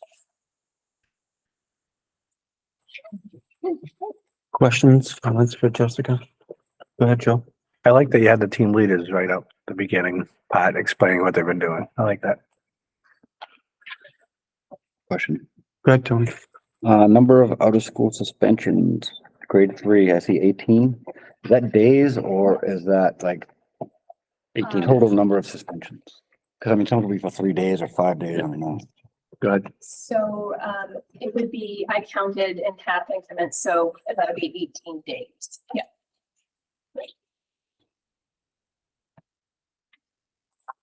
More on that subject, not the suspensions, but could you elaborate on a threat? Did you say it was like making a threat or? Yes, so I'm glad you're asking that. So I kind of directed the staff, now that we're using Swiss really well as a district with Fidelity. Teachers are really good at when they see a minor or major, they're recording it, we're getting the data on it. Along with Swiss comes some definitions of what that is. It may look a little bit differently at the elementary level. But a threat at my level would be kind of like making a statement that like either injury or property damage, making a statement. Thank you. Any other questions, comments? Terry, question for you. Jessica mentioned in January you're doing iReady and then there's Acadience. I thought we were just gonna do iReady. I think that there's still the Dibbles, and that's what it does. Dibbles still has so much more information, especially for the younger kids, as to where they're at, what they need, what they're doing. I know.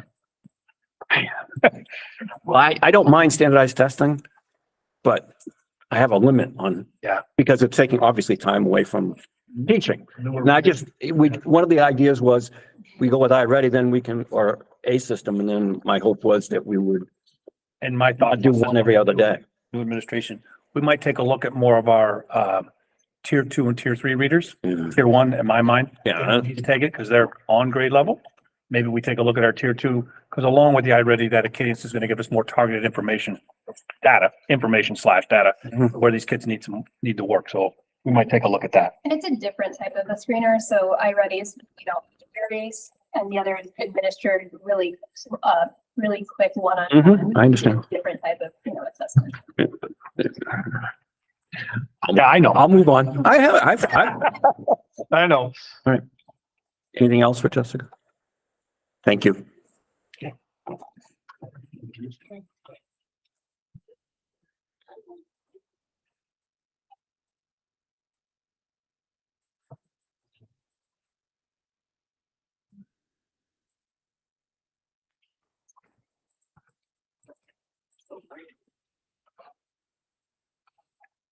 I broke out my highlight reel into different themes. So, the first theme of safety, you get started when you're doing a drill a day, which is where teachers will go through the flip chart, and they'll just kind of review each drill one at a time. So for 8 days in a row, they would do it. That kind of helps space out, because if we give all the information to students at once, they're gonna forget. We've had 3 fire drills so far. All 3 of them have been successful. Successful means that we did it, but also that we got out of the building in under 2 minutes or less. We've Alice trained all of our faculty and staff. Our new teachers got a little bit more of an in-depth training from Todd, and we're doing our first Alice drill on Friday. So it sounds like it went well, which makes me feel hopeful. And we're actually going to do our off-site evacuation in the spring. So that's going to be like a full scale where we go to a relocation site. We have new security cameras. It's been kind of a process to install them, because they will come, they'll swap out some of them. They'll come back, swap out some of them, and come back. So there was a little bit of time when we were operating on 2 different systems, but now we've fully updated to the new system. We also have new emergency alert buttons. So these are buttons that have been installed around the building. They're blue, they say emergency on them. They look kind of like those, look almost like a fire alarm, but instead of a pull, it's a push. These are buttons that will activate the intercom system and let us know that there's to go into a lockdown procedure. So this does not connect to the police department. It's an internal system, but what it will do is it will trigger everyone to go into an Alice lockdown procedure. From there, we kind of have our own internal protocols about how we get on the intercom, let people know what's going on, and if it's a drill or not a drill, obviously. For academics, our 4th and 5th grade teachers have been onboarding the new curriculum. This is for math, reading, and writing. This has been kind of a big task for them this year. It's something that we are doing in concert with the elementary school. And the goal is to kind of roll out this new curriculum way of teaching, and we're going to be able to measure assessment. We're measuring assessment, diagnostic assessment is ready. So we had our fall diagnostic assessment. Almost all of our students completed. It's the first of 3. So we've got 1 more in the winter and 1 in the spring. For athletics, extracurriculars, and enrichment, we've had sports teams this year. The fall season team includes soccer, boys and girls, girls volleyball, and this year's cross country, which you heard today. We had our first Rams rally, our first school-wide assembly in October. This is where a student was recommended grade for being one of our 3 primary school rules: being respectful, responsible, cooperative. We also had everybody participate in a group activity, which was a lot of fun. It was my first Rams rally. We've had a number of field trips this year. Some of these ones include the 7th grade trip to the Lamprey River and to the UNH Marine Science Center. Our 4th grade trip to Great Bay, 5th grade to the Palace Theater, 6th grade to the Capitol Center, and 5th grade is headed to the Crystal McCullough Center. Our 8th grade students have begun fundraising for the Washington DC trip. So if you get people trying to sell you chocolate, that's our 8th graders. So I've already bought probably like an entire box of chocolate from other people. If you need any, the next school board meeting, will come prepared. We also have 5th grade students that are fundraising for each classroom. As far as professional growth, we did have a site visit from Responsive Classroom. A representative came out and spent a full day at IHTMS to evaluate how closely our practices align with Responsive Classroom standards. The report that we got back was pretty detailed, and it was very positive. Almost every category that they measure us in, we were in the upper tail. And the only one that was lower on is that we didn't have a lot of stuff on the walls, but it was September. So I assure you, as the year goes on, more so. but that was encouraging. We've also did the iReady learning walks with Nick Timmons. So I was able to go down to the elementary school and see some stuff there.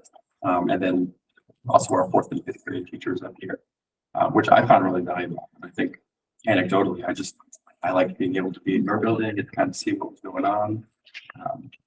Give me a better idea of, what our elementary students are going through when they come up to the middle school. I have more learning walks scheduled for tomorrow. So we have Wested company coming in, and they're going to, we're going to do learning walks with administration. And so this is really an opportunity for administrators to make sure that we are kind of like tuning ourselves, that we're looking for the same things when we do supervision and classroom observations.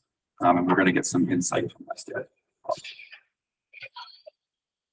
The November 7th PD Day, we collaborated with Raymond High School faculty in the morning to analyze the YRBS data. That was a really powerful session, and it led to like conversations that continued afterwards, and developing for what we think, how we're going to respond to the data that we bring. Under acknowledgements, our RAM Award winners, these are students who demonstrated they were respectful, responsible, and cooperative. Our 4th grade was Haley Cronin. Our 5th grade was Arden Gafford. 6th grade was Alex Payton. 7th grade, Emily Boyd. 8th grade, Avery Dean.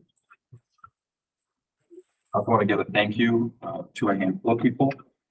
Shout out to the parent core group. This is an amazing group of dedicated parents that are always looking for ways to support the school. I think that we're very fortunate that if there's ever anything that the school cannot do or is unable to do, the parent core group, they're usually the first one to kind of volunteer to try to help. So, really thankful for that. Raymond Coalition for Youth is another big partner in our work. So, they are dedicated to having children grow up living healthy lifestyles. And there's a lot of opportunity for us to collaborate. We did some stuff with them over Red Ribbon Week. We've talked about some community events. We've looked at YRBS data, and we're making plans going forward to onboard restorative practices as far as discipline. The Raymond Rotary, they bought lunch for our faculty at the start of the year. Our food service team, even though they're shorthanded, they feed our students every single day. Our custodial team, even though they're shorthanded, they make sure that our buildings are met every single day. Our admin assistant for the Central Public School, there's a lot of activity. There's a lot of problem solving that's required, a lot of communication, and they just do a phenomenal job. I wanted to give them a shout. I'm going to talk about it in a minute, but we've had a lot of staffing changes. And so I kind of want to highlight a few people who have stepped up. So Gina Frink is stepping into the UA team leader role for probably the rest of the year. Stephanie Ham is stepped into the 6th grade team leader role when we became a team leader. Our librarian, Karen Arndt, is taking on tech ed classes for the rest of trimester 1. This is to cover a leave of absence. Our tech ed teacher is out for the foreseeable future. And rather than have, a different sub every single day for the last month of school, we want to give them a consistent person.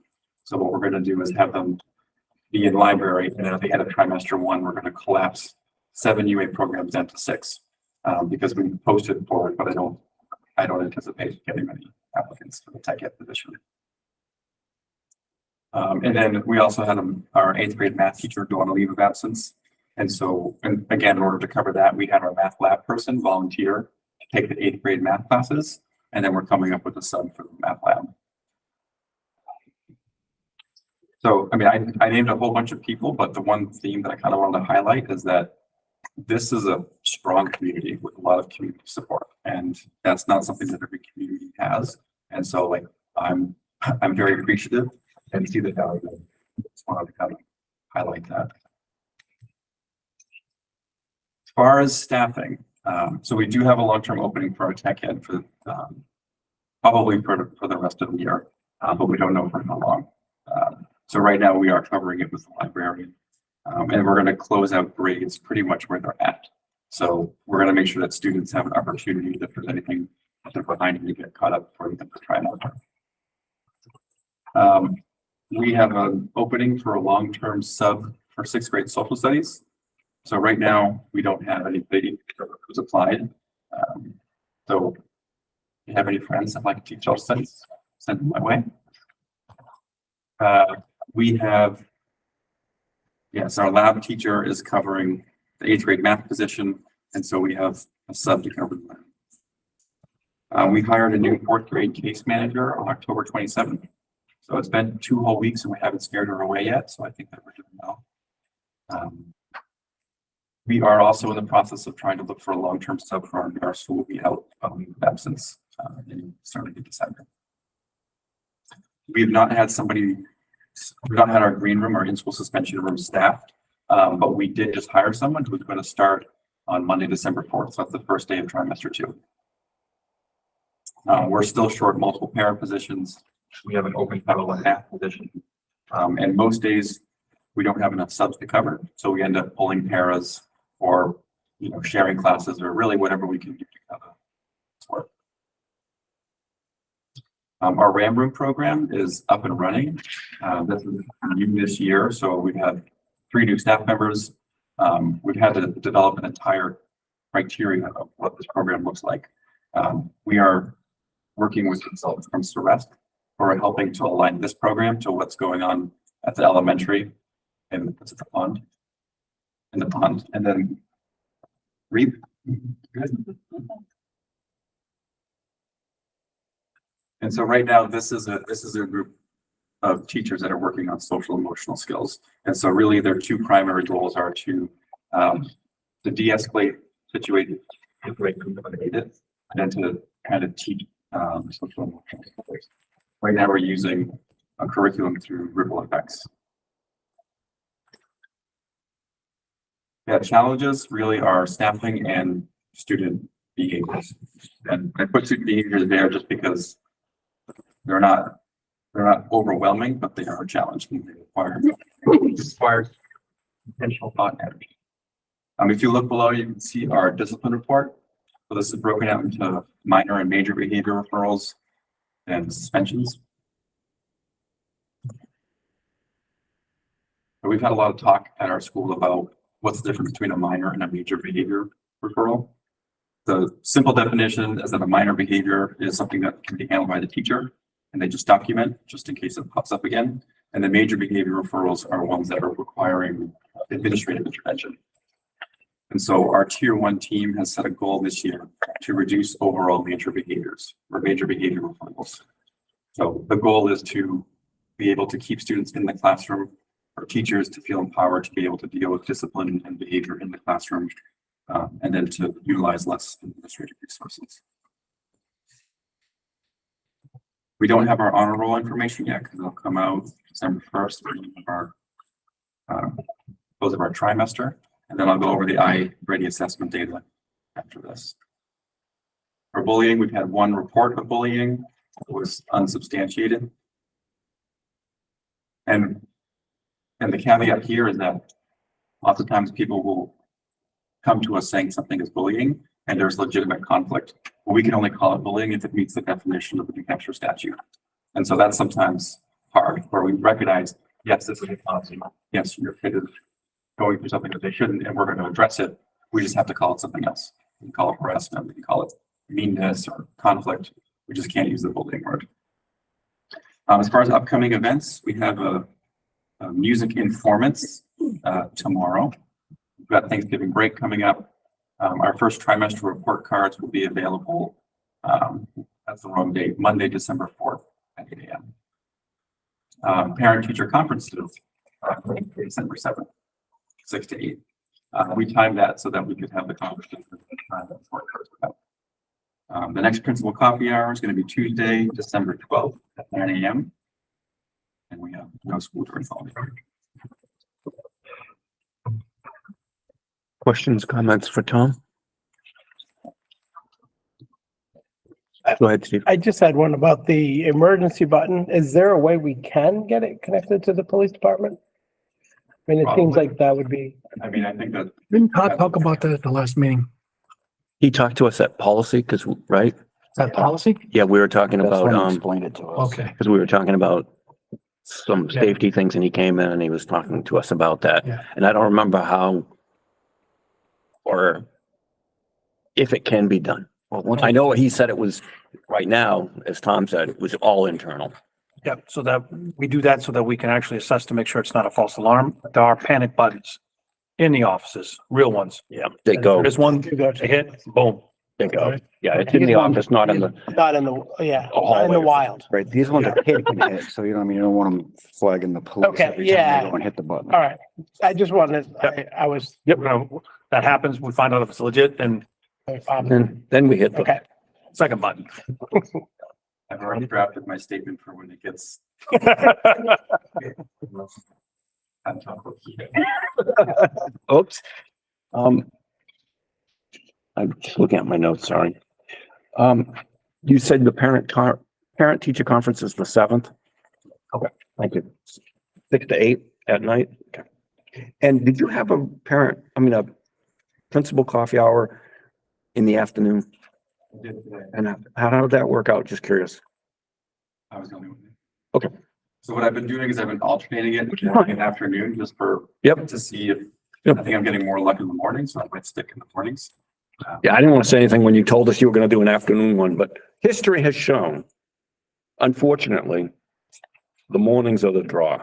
Well, and I think after school too, the kids are out. And so like if you're a parent, you have your kid, so You you know, have to find childcare. So yeah, I think I'll probably stay till the morning. I don't think there's a right time, but a better time sounds like usually anyways, that I've seen is morning.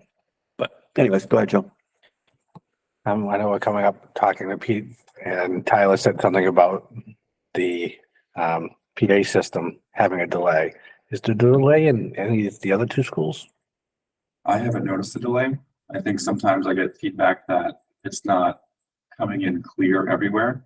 There was a time when I was in the hallway and it blasted my eardrums open. So I think, we've been kind of fiddling with that, but I don't notice the delay. The only feedback I've gotten is that sometimes it's not very clear. I know Todd talked to us also about, I think it's at the middle school that you have, like in the gym, I don't know if it's a light or whatever that comes on to indicate that an announcement's going to be made or is being made, so the students will then pause, for lack of a better word, right? Is that accurate? Yeah, it's like this little yellow, utility light. Okay. They're in the gym and they're also in the cafeteria. I'm gonna be honest. I didn't know that they were being installed, and one day I was in the cafeteria and I saw these yellow lights. And I'm like,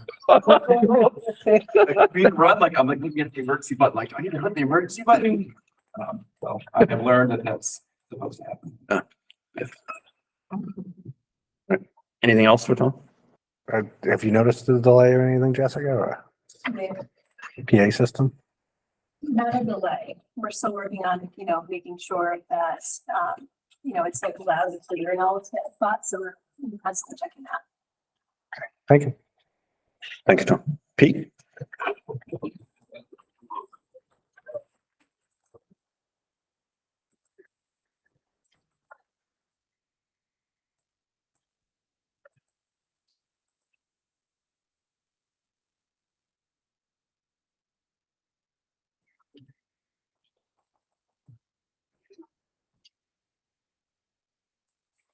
So before we get going, let's touch base about the PA system here. Yeah, because I'm not sure it's 5 full seconds, but it definitely is a little bit of a delay. Could have been an exaggeration. Yeah, no, that's okay, but there is definitely a delay. And we did do our Alice drill on Tuesday, and he sent out a feedback form to the staff asking, again, for feedback, what worked, what didn't work, how comfortable with you with what your responsibilities were in this, and then anything that we need to do on our end. And the comments that came back were the outside PA system needs to be addressed.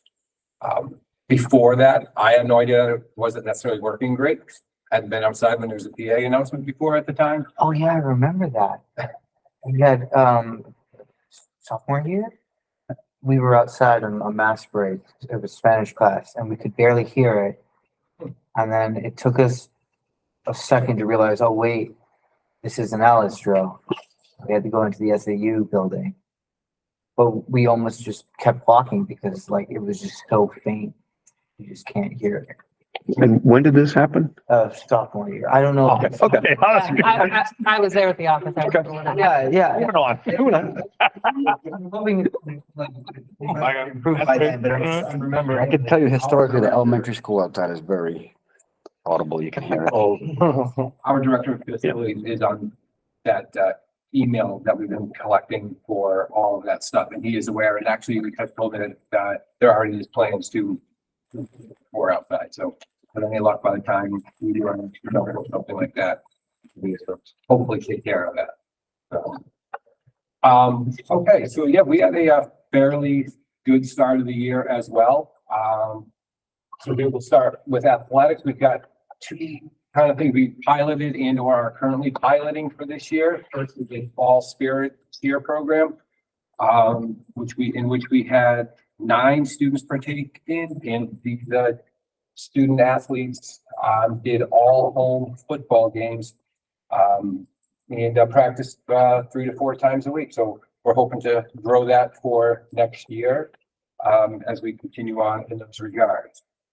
The next new little pilot program here we're working on is we're starting this winter season, will be for a winter sports athletic study hall. So we're working on with our athletic coaches and ballpark, for example. What we're looking to do here is incorporate study hall time or homework time into the practice time that the kids are on the courts or at the bowling alleys, whatever it is, to have time where they're actually going to be doing their homework. There's a large need where kids do homework, kind of scrambling last minute. They're working jobs. A lot of kids are working to contribute to their family, but yet they also want to play sports. They want to be involved and do all this. So we're looking at a way to incorporate homework, study hall skills with the practice. Ballpark, for example, and this is not set in stone. This is something that Jeremy, the athletic director, and I are working on with our coaches. But for example, if the team practiced for a traditional practice of, we'll say, ballpark 2 hours, we're asking them to stay for maybe 2 hours and 15 minutes, 2 hours and 20 minutes, but do 40 minutes of homework time and then an hour and 40 minutes or 45 minutes of practice time. So they're getting a little bit of both. So you're cutting, if you had like a 2 hour practice time, you might be cutting that down to an hour and 45 minutes, but you're also staying for an extra 15 to 20 minutes to get a half hour of homework time. The coaches are going to be supervising this. They're working with Jeremy to set their schedule. So he's going to know when they're supposed to be in and out doing the homework, doing the practices. So it's one of the couple new initiatives that we're starting athletically for this current year we're at. And for the fall, we did have 2 of our fall sports teams qualify for the NHIAA tournament, and 7 of our cross-country runners did participate in the state meet as well. For RAM, students are still attending their RAM schedules on Monday, where they're doing check-ins with their teachers. They're looking at grades, creating their goals for the week, in which we're ensuring that they're getting, as much extra help during the day as they can. Students who are passing all of their classes and don't have any need for the reassessment or the extra help do have the opportunity for a Friday enrichment activity, in which all of our teachers have signed up through their department heads to essentially host once a month for each person. So each department has one every Friday, but for example, they've included creating fly fishing lure patterns, ultimate frisbee, chess clubs, book lovers, discussion groups, and bookmark making. So that's a lot of fun stuff that's been going on in the enrichment stuff. So we did a brief little survey, sent it out to the staff to get some information, or not survey, just shoot some emails, say, hey, get some information if you don't mind on how RAMs are working for you and for the students. And the staff reports, a couple things. It's really nice to work with the kids in a different light. We're sitting around a table playing together. They work on logic and strategy. They laugh, they talk, they make eye contact, they're hanging out with their friends. And the big thing they're saying is that they have no cell phones out. So it's actually nice to see them engaging with one another and not being on their phones at the time. So that's definitely one of the big wins we're looking at from there. We've also incorporated the service of a therapy dog this year. So Benny is currently our RHS high school therapy dog. He's a 6-year-old Shih Tzu. He's hypoallergenic, as Shih Tzus are, meaning they're low to no allergens, so they're good for people who do have allergies. He is owned by Ms. Trudell, the administrative assistant in the counseling department, who has owned Benny since he was a pup, and both of them are trained together as a certified therapy dog team. Benny's worked with a number of populations from young kids all the way up to the elderly.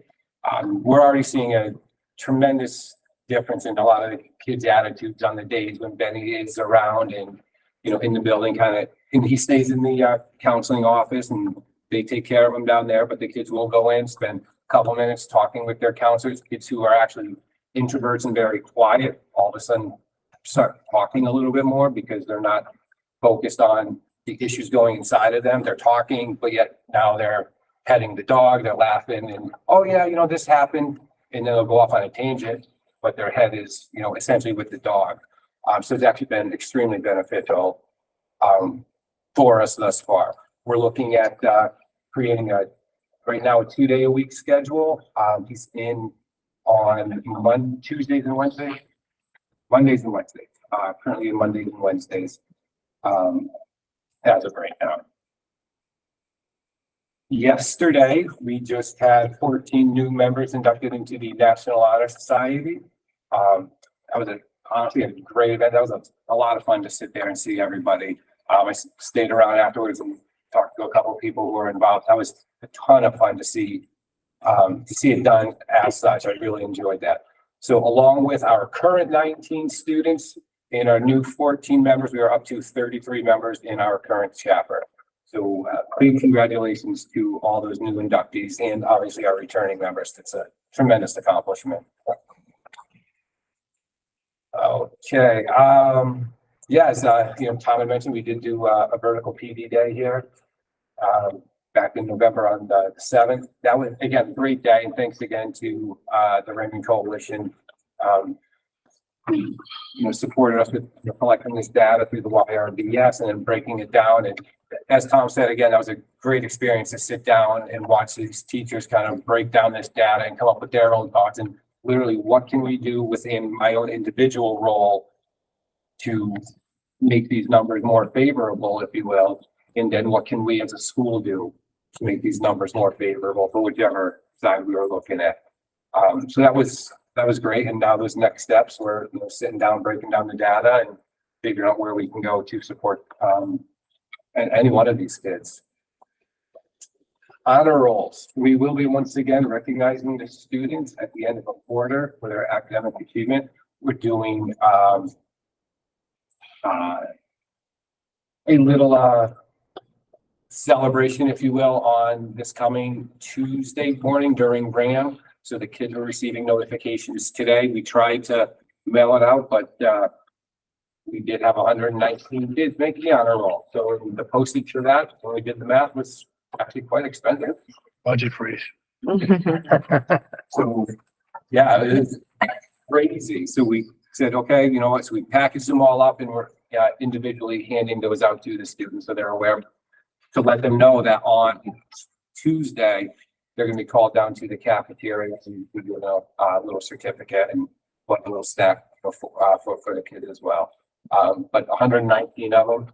So yeah, that's pretty impressive. Kudos to all of them. And in mid-October, we did have 50 students participate in the PSATs, 50 juniors. We were hoping those scores would be in before this meeting, so I could have it for you, but those scores have yet to come in. So last check, there's still another week or so out.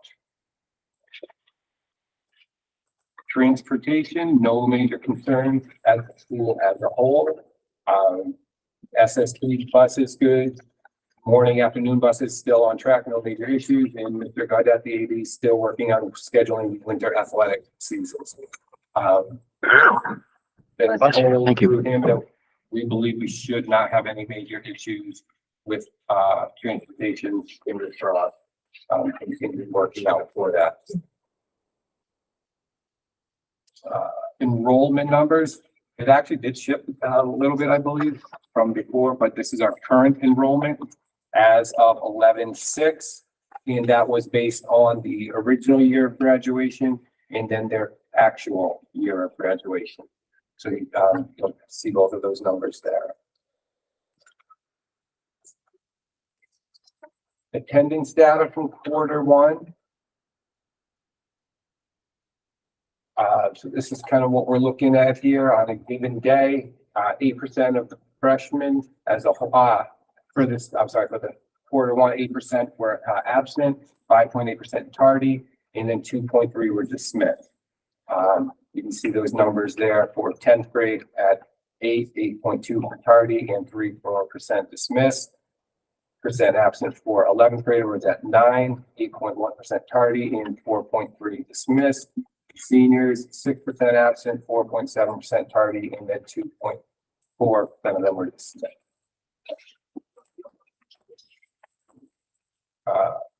Yeah, so here we go.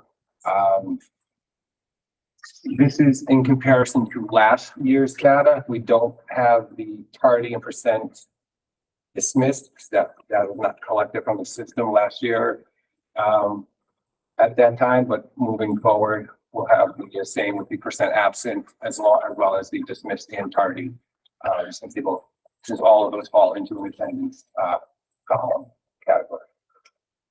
That was last year's Q1, so a little bit higher, but as a whole, we're in somewhat a percentage number.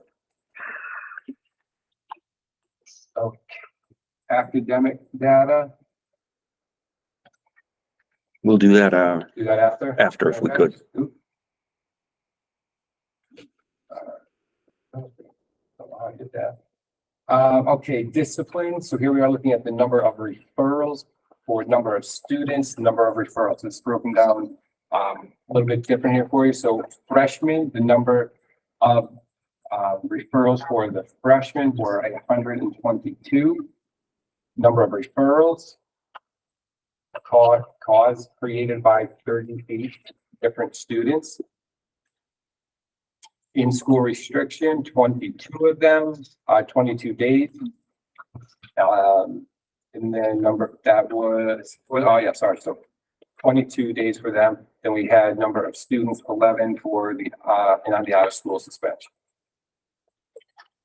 It was 6, sorry. 6 students out of school suspension, 36.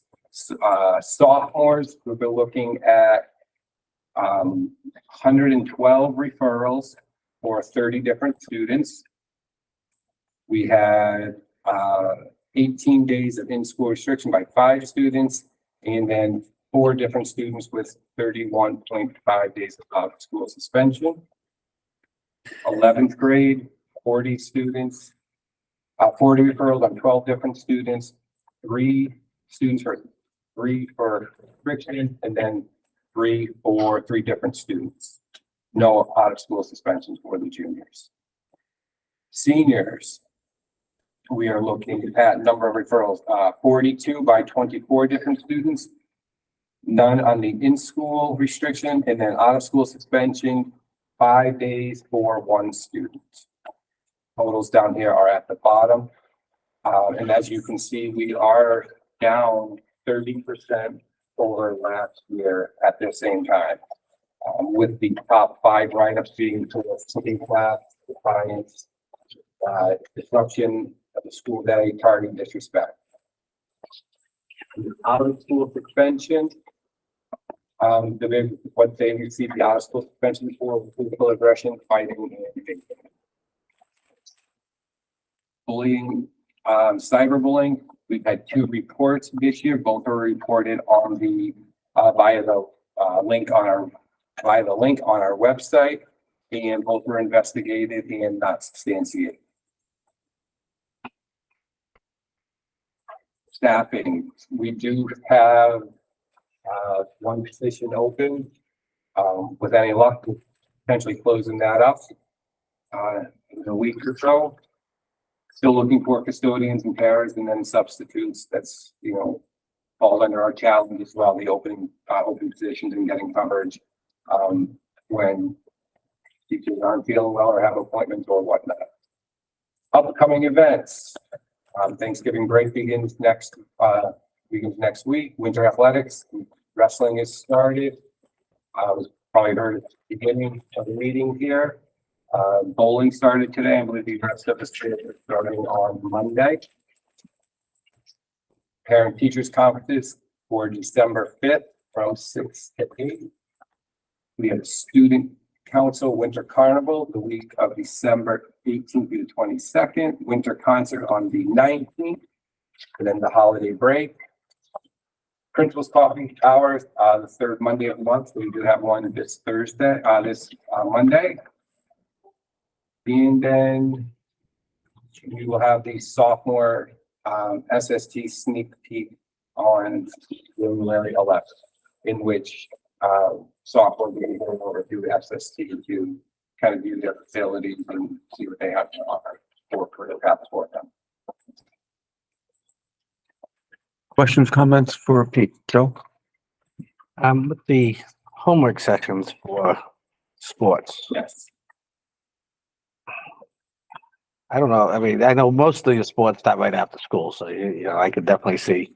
But we do. I don't know if bowling starts later on, and I know wrestling starts later on. I mean, there's like a 2.5 hour gap between, 2-3 hour gap between when they're going to school and when they start their practices.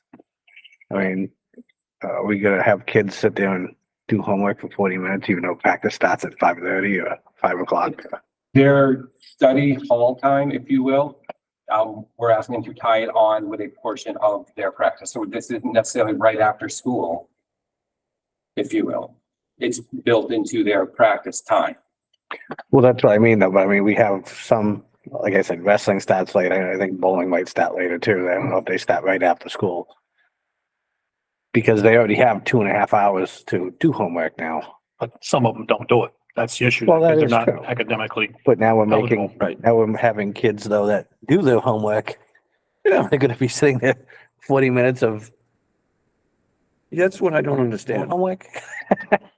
I have a problem with it too, because we've got students that if they need help, we have tools in our toolbox already. Are we utilizing those tools? We are doing our best to utilize them, yes. So we are using, if students, because in the student handbook, the athletic handbook. Correct. Talks about that we are supposed to have after-school help for those that need it after I think it's the middle of the quarter. Correct. And are we doing that currently with those students, athletes? This is actually where that came from, because that has, from what I've been looking into, has not happened in a little while. So we're trying to figure out the best way to get that done, knowing that we have no coverage for even that immediate after school time. So we're trying to figure out a way that we can meet those needs and put something into place where, yes, it looks like it has been done in the past, but not recently. So we're trying to get back to something and figure out how we can get to that point. And these studies do show that it's extremely beneficial to tie into.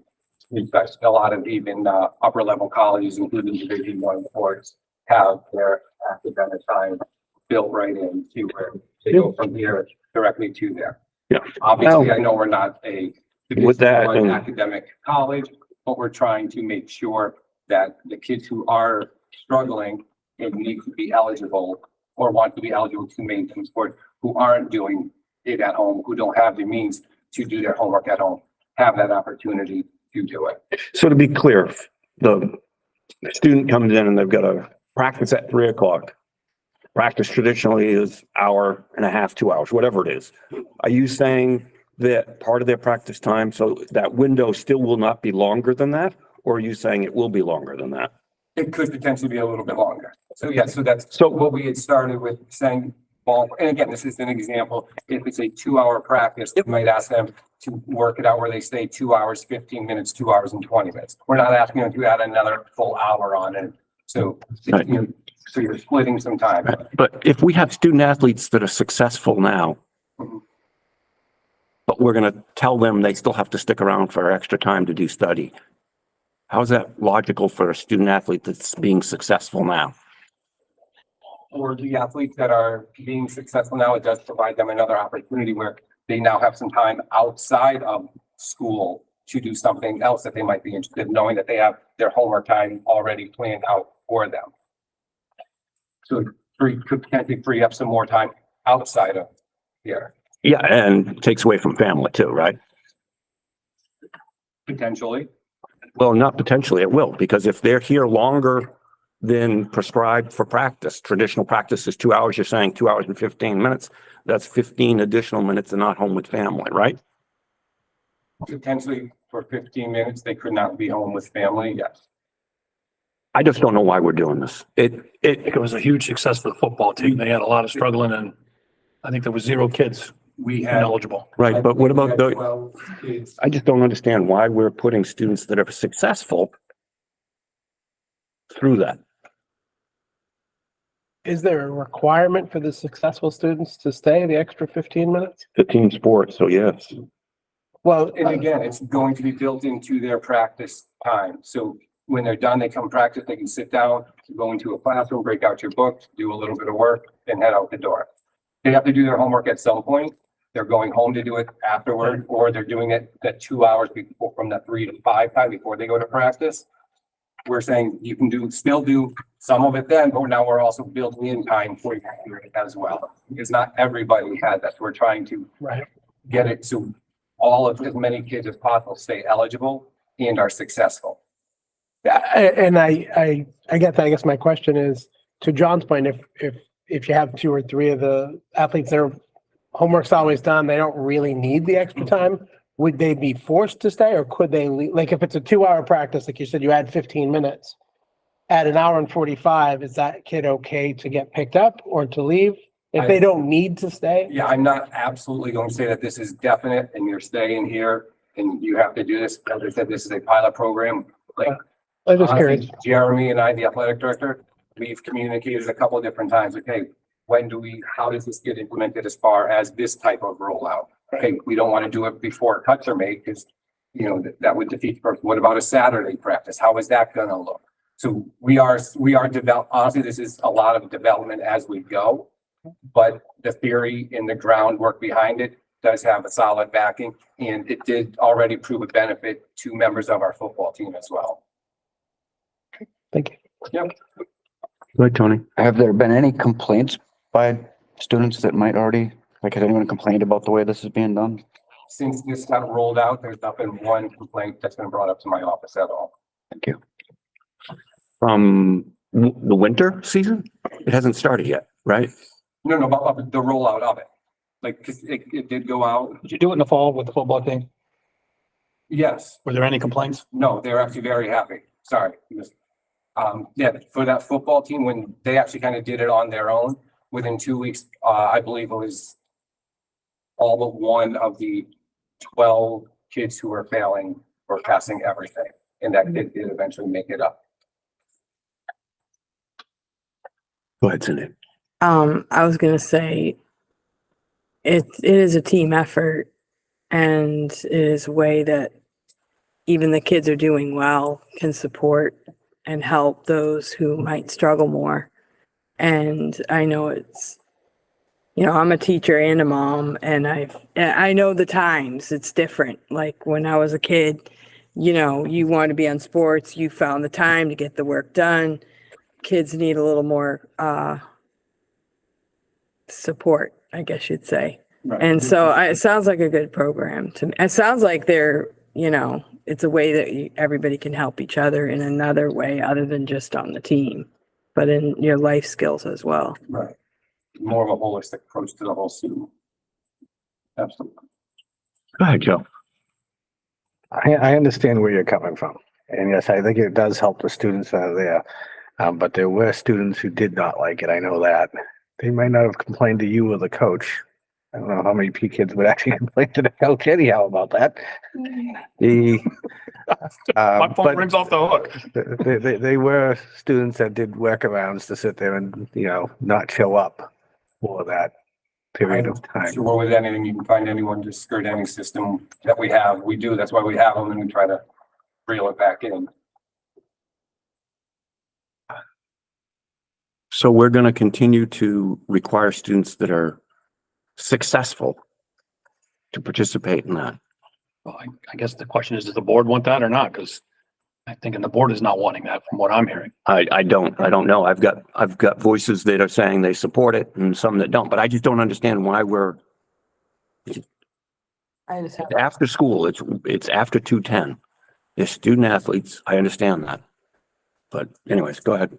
I just had a question. Go ahead. Do they actually do the work? Like sometimes you provide extra time and the kids just goof off. The football team showed that it absolutely did work, and they were doing. And they did do the work, because I'd be really upset if you got together, you have the time, but they're not using it properly, so it's kind of wasted. Yep, and that's why we're piloting it. We want to try it, see where we're going, see if we can make this work to have more kids remain academically eligible throughout the season and build all those life skills that you get from being a lot more, organized, from anything from schedule effective management, stress reductions, like knowing that, I don't have to run home and get all my homework out right now. I got people here who can help me and support me if I have a question. I got a group of, either, 8 to 15, guys or girls who can help me out with it. Yeah, I think another thing, in my opinion, we don't have anything like that at the school I'm at.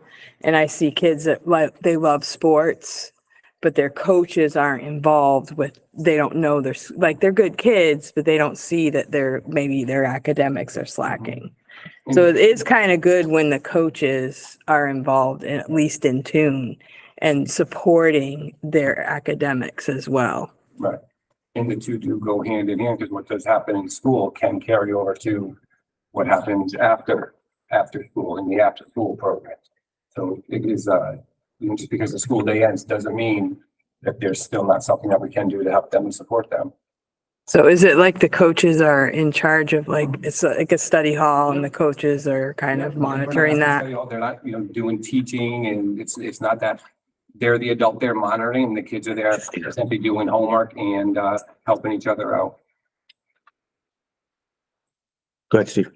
So you're calling it a pilot program. Do you have sort of a time frame in mind for assessment? So typically, like a proof of concept, you'd say, okay, we're going to try it for this year, for this semester, for this 6 months, and then make a decision, with some, maybe, obviously it sounds like the first run with the football players was a good result. 11 out of the 12 came right back up, right? Do you have an assessment period in mind where you'll say, okay, let's take a look at it after this amount of time and make a determination, or better, maybe not determination, but just have a better idea of which way you want to? Oh, yeah, no, I mean, we're gonna start with grades now, because we're starting Q2 now. To move forward and check the progress report, we'll see where everybody else, we're gonna kind of, without doing the system, with a snapshot of the student athletes' grades and be able to track their progress throughout the year to see if it is being a benefit. So you're talking about at least through the end of this year? At least through the winter season. Okay. Absolutely. And we're, hopefully for the remainder of the school year, and go from there. So it's a pilot program. Is it perfect? Nope. We're working on it. We're doing everything we can to support them. We know outside of these walls, we got 340 kids here. We got, 340 different situations out there. So not all of them are good. So it's wait for, to reach out. And if we have to make changes, we will. It's definitely a fluid thing that we're going to work with. Do you have something, Joe? I thought you. I did, but I'm good right now. Thank you.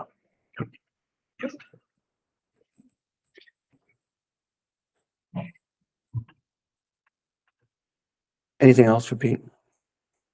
I have a question about the parent-teacher conference being a month after the quarter ends. Why is that? We had to go with available dates, and there were conflicts out, and this is. Well, Terry, I thought you were gonna establish dates so that the parent-teacher conferences were the priority.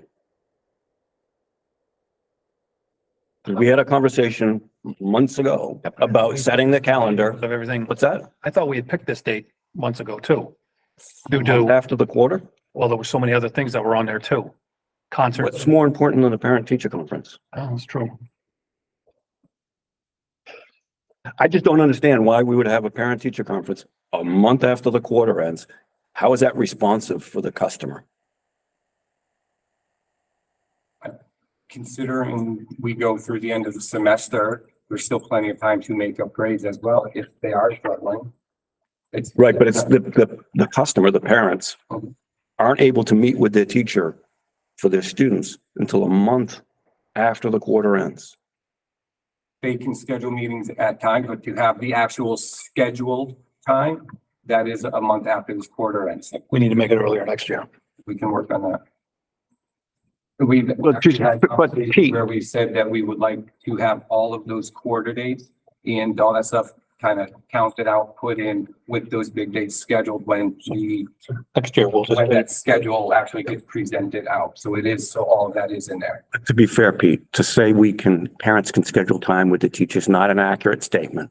Because this is the one time all year, parents are allowed to meet with teachers at 6 in the evening to 8 in the evening. It only happens one time. So to say that they can meet with the parents is not an accurate statement, because this allows them to do it at a more convenient time. Because the numbers Sorry, go ahead. the numbers reflect that. You see the numbers for the fall historically have been higher than the spring, where the spring is during the afternoon. And I just don't understand why we're making them wait the month. Anything else for Pete? Go ahead, Joe. On a good note, yesterday's ceremony was very nice. I liked it. Kyler learned not to double side anything ever again. But it was a very good ceremony. I liked it. So No, honestly, that was great. I love the, honestly, like the hometown feel of that ceremony. I thought it was great with, the food out like that for in more of a social gathering thereafter. I thought that was extremely nice. So laid back, that part of it with the formality at the beginning. Great juxtaposition of the two things together. I thought was great. Is that the Honor Society one? National Honor Society, yeah. Mike Brazo's done that once or twice before. So, yeah, he does a good job. Oh, absolutely. Well-oiled machine there. Yep. All right, if nothing else for Pete, we'll head to data. Pete, if you could go with your data Sure. presentation.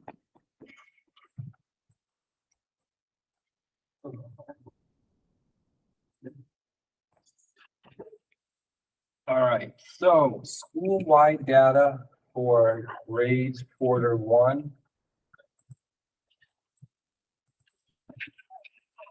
Okay. So what we're looking at here is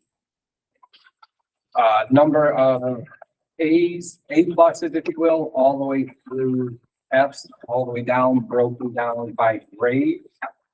And broken down by the actual class level, if you will, the number of students in who have received those grades. So, for example, in grade 9, there were 108 A pluses given out to 65 different students.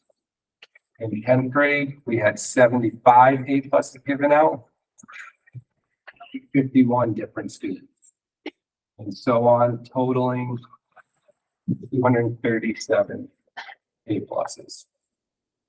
So you can see all that data all the way down through here. So the total number, the total number of A pluses given out from 9 to 12, 237, 277 A's, 198 A minuses, all the way down through the D's, incompletes, and the F's. This is simply the same data, just broken down in a different way. So what we're doing here is looking at it by course. So we have essentially the same thing for English. 9th and 10th grade, 11th grade through 12, total number of A pluses were 23, A's 23, and again, all the way down. Same thing with social studies. You can see how many A pluses the students earned this year, or this quarter, all the way down through B's, B minuses. Math as well, broken down into science, and then at the very bottom here, we have UA classes, and then finally our grand total, just to give us everything that we had. So in 9th grade, we had 108 A pluses, 90 A's, again, all the way down. 10th grade, 11 and 12, all their numbers are listed as such right there. I mean, I don't read every number, it's a whole lot but yeah, I mean, it's kind of straightforward, and the math became a little wonky on us, so not sure what happened. That was very odd. My guess is a copying error. We put it in I didn't. yeah, I don't even know. That was my guess. I didn't say it was, so. Yeah, no, we All right. broke it down, so. Questions or comments for Pete on his data? I have a few comments. I apologize, one more at the bottom, I forgot. What's that? I don't know if I had added this on the bottom, this was our honor rolls. Oh, very good. So this just came out yesterday afternoon, so I apologize when So those are the kids that are getting that letter. this is the 119 kids. And were those handed out all today or some today, tomorrow, this week? We tried to get them all out today, not all of them went, so the ones who didn't get it, we gave those letters to those students' RAM teachers. So they should get them tomorrow, if not Friday, when they're in. But yeah, those are not with us. One thing I noticed, and unrelated to the grades, but the data for the math raised a concern. In 11th grade, there are a total of 54 students taking math.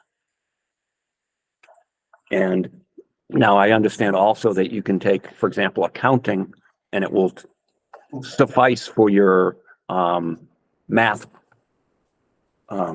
credit. It's required. And then in 12th grade, we have 32 kids taking math. And it just, for a district that we'd like to have our math scores up more, it just seems like doesn't seem like we've got enough kids taking math. It's an observation. I have some ideas. I'll kick them around with Terry at some point. Something to look forward to, Terry. If you, Isn't math, how many maths do you need in high school? Is it 2 or 3? You need three. Three. But you actually need 4 years, each year math is, it's 4 years. The state requires you to have 4 years. However, you can have, for example, like I mentioned, accounting would suffice. I think accounting would suffice for a math credit. So for those 4 years, we require 3 math credits. So your algebra, but you can take accounting to suffice for that, I think. Go ahead, Joe. I think if you look at the enrollment numbers that he gave us, that might be, you said there's 54, I think, in 11th grade. And They're taking math. yeah, and right now there's like 60 people that are actually on grade level for. No, I understand. So I'm gonna guess that might be No, I understand that. But my point being, for me, I think we want our math scores to go up. Yep. And I have, just an observation. The same thing I had a concern about science, and I understand why the kids are doing what they're doing. I'm not foolish enough to think otherwise. The other thing I did is I did percent of students that are B minus or better in math is 60.1%. In science, it's 68.2%. English, 54.5%. Social studies, 63.3%. And UA's 77.2%. And the reason I did it that way was because B minus and above is proficient by our student handbook definition. So I was just interested to find out, how proficient we are. And because we're getting this data for a reason, and I hope it's because we're looking at the data and trying to improve what we're doing and doing differently. So I have some ideas, but they're still formulating in my, percolating in my mind, and that takes time. Go ahead, Cindy.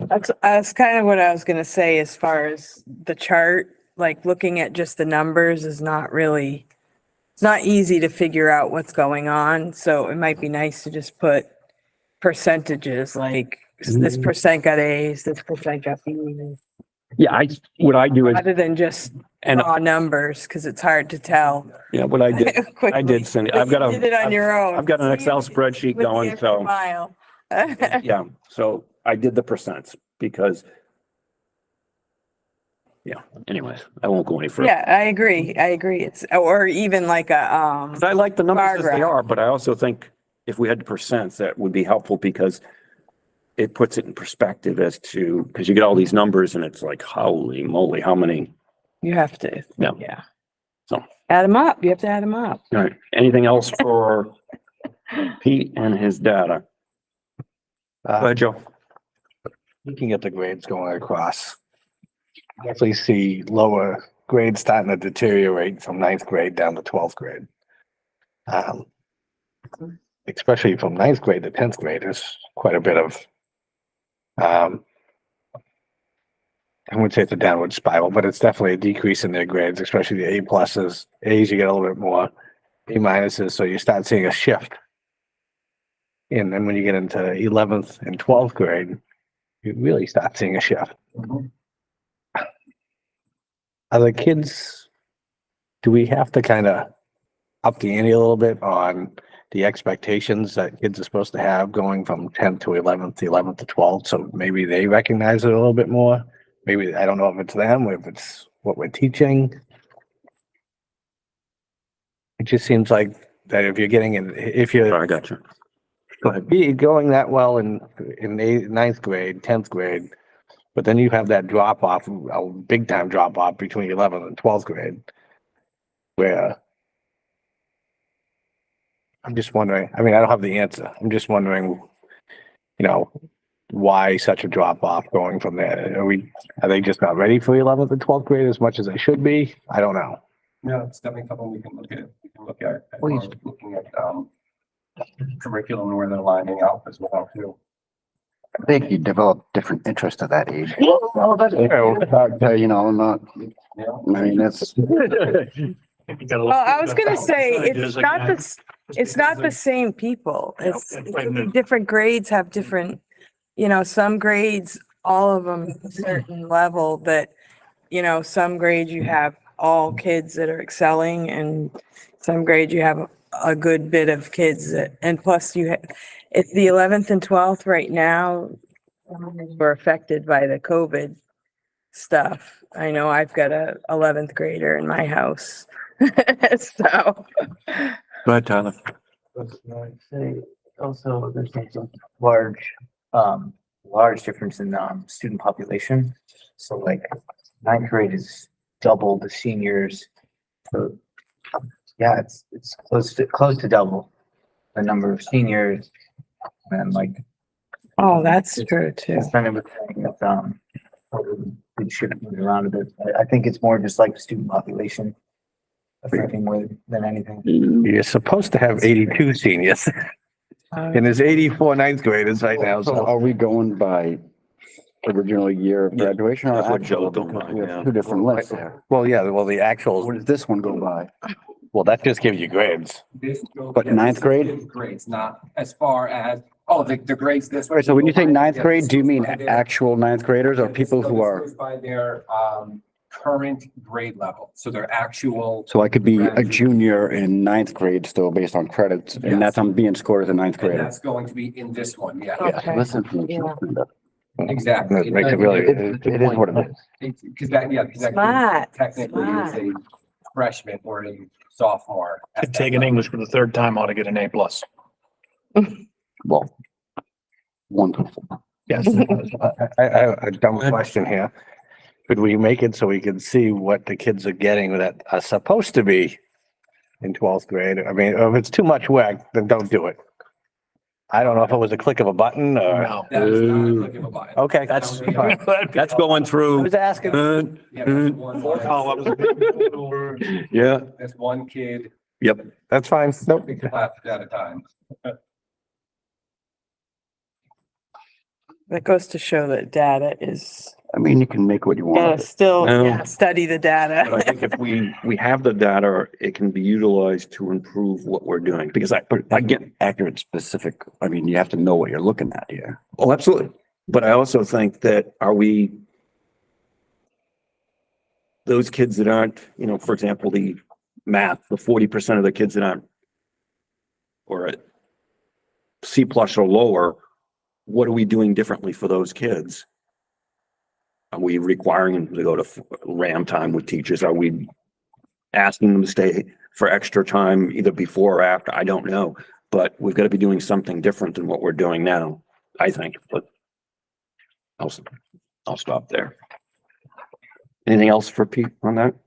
All right, thanks, Pete. Tom, you want to go next?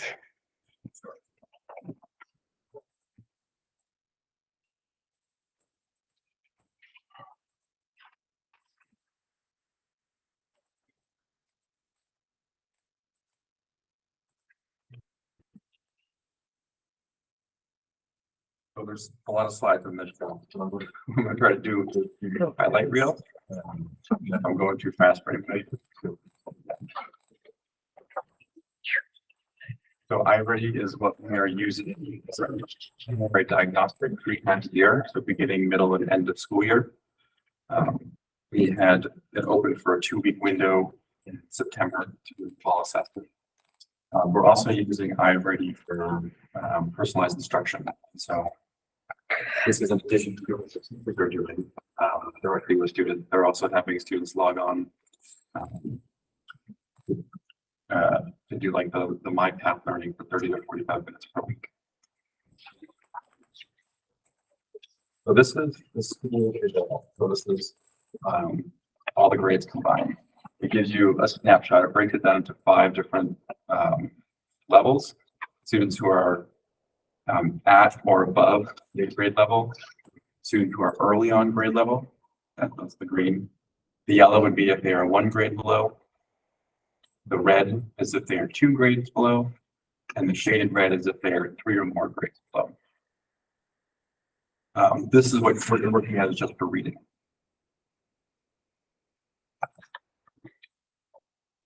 So it further breaks it down by different areas, including phonological awareness.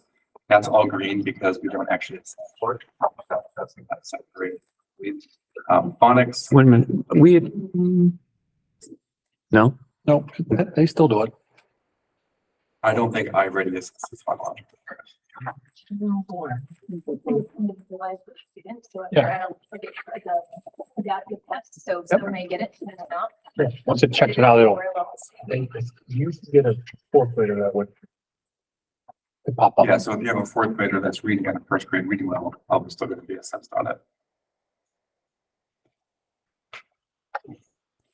Awareness is. To be honest with you, we're splitting hairs here again. The vocabulary, overall comprehension, and when you break down the literature and informational text. This is the 4th grade.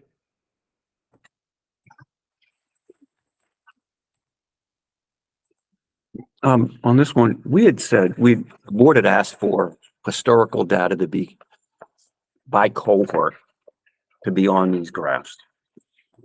For example, you would have last year's 3rd grade up here for the spring is what we had asked for. And hard to pull because it doesn't give us, we can get cohort data for individual students, but we'd almost, did you do it, Tom? I think we have to go back and pull. We'd have to go get Laura's report from last year.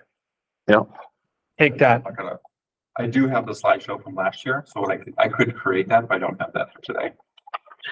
Right, but to me, it's important because by the time they get to 8th grade, they'll have 8 or 9 years worth of data to look at. And to me, it's important to look at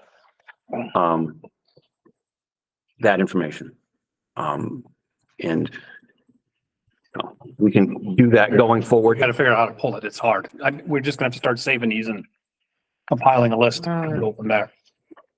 Yeah, I've got mine here from Laura's from last June. That's, you have the fall data in that one. You just have spring. I just, yeah, that's what I gotta. Okay, what they did, what was done and what we had asked for also is, for example, she has, I'm gonna go to one where it's K, pre-K, or not pre-K, K. She has the spring of 2023, and then she has the fall of 22. She has all the spring we have, which, the same students, right, for the year. That's because we didn't have previous years.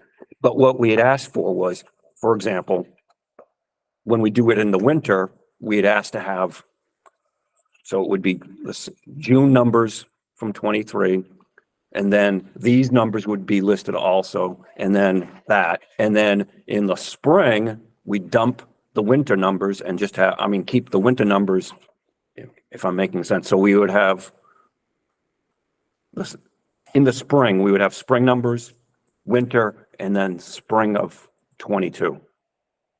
No, 23, because it's 24. Does that make sense? Because that's what we wanted so that we could have history as to being able to look. Now, it's not the same as getting students who have that conversation, but. So you just want the current one and the two previous ones before that? Well, we would keep always the seasonal. We would always keep the cohort. Oh, yeah. The full year. Is my mind, because again, it's important to see where everybody is, where they were and where they're going. If that makes sense, but. That's how SAS data is organized. You can kind of follow it. Mhm. Cohort to see how they do here. Yeah. The paragraphs. Yeah, just if we could in the future. Yeah, so these are just, grade by grade. So it breaks it out that this is where our students are at. You can see that the majority of them are about one grade below. We can see in the specific areas where they're assessing.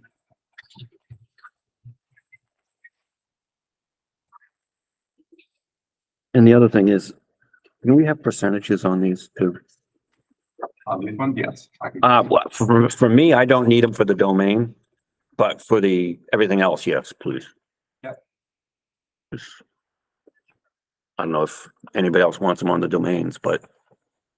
Yeah, these are all screenshots from the thing, so they're not included, but they have like a scroll over, so when you scroll, it'll pop up. What I can do is just kind of pop them in place. So this is fifth grade. And so because our fourth and fifth grade students loop, this would be year 2 with the same teacher.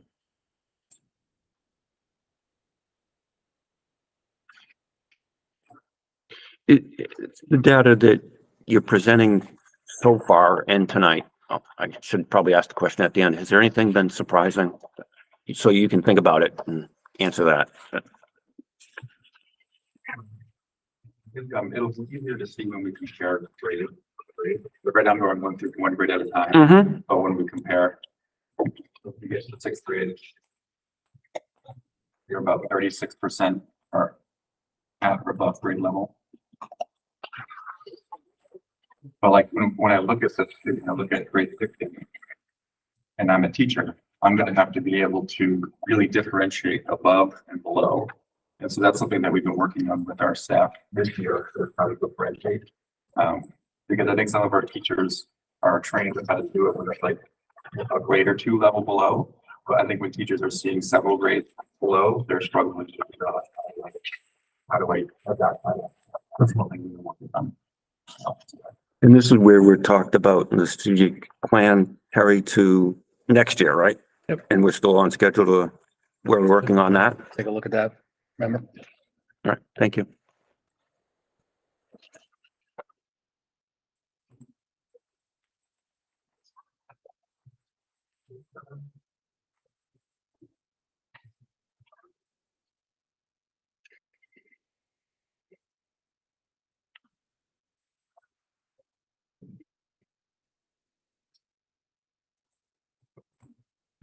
How much of the grade 8 testing do you think the students are giving it their 100%? Not all of them. I'd say most of them probably do. The program will flag students that they think that they've rushed through it. They say this would normally take 45 minutes, I needed 5. So a flag. And so what we've asked our teachers to do is to check in with those students and possibly have them reassess to make sure that they are actually giving it their all. Always a few of those. Yeah, This is comparing, this is for reading by grade. So you can see right now, our 5th grade is testing the highest. And this is the cohort that did a full year with their 4th grade teachers last year and are continuing this year. And we saw similar results with 5th grade last year too, right? Looping. I don't students. remember. I think they were clearly A benefit. right. And you can see it even here. Between 5th and 6th grade, they're the 2 highest percentages in the green. This particular view of the report, is this one we have more history of? Because this seems, I don't know if this is kind of what you're talking about, but like this view of every grade and the percentages, if we had this view of last year's data, that sort of stacks that cohort data that you're talking about, right? Just like Tony was saying, the 5th graders here were last year's 4th graders. So if we had the last year's view of this, we could see what they were at and now where they're at. This might be a simpler view of it. The other part of that is also is it's with this type of data, they're measuring where they are on grade level as opposed to. But 4th grade last year, they're being measured in 5th Right. grade candidates this year. So in theory, when you walk into 5th grade, the expectation is not that you're in green. You're going to probably be in yellow because they're expecting you to be at the end of 5th grade material, but you're on day 1 or day 10 or 15, whatever it is. So there are some things that I noticed that I said that doesn't seem right. But when I looked at data from the same grade last year versus this year. So I guess then I'm wondering, if we looked at the last version of this, wouldn't that be the same discrepancy? Because if we looked at last year's final grade 4, You don't see the benefit till grade 5 really with the looping. it would be When they year to year, right? It would out. be end of year to end So of year. your 4th grade would probably look the same, but in the 5th grade is when you would see the benefit of that looping program. Right, at And the, potentially 6, by but the end to 6, right? yeah. But you could compare, I guess, last year's 4th grade to how they're doing. So last year's final assessment for 4th grade and this year's first assessment for 5th Should be. wouldn't really correlate because they would, the expectation is that they'd be lower grade. So you think they would be more closer to being on grade level for 5th grade?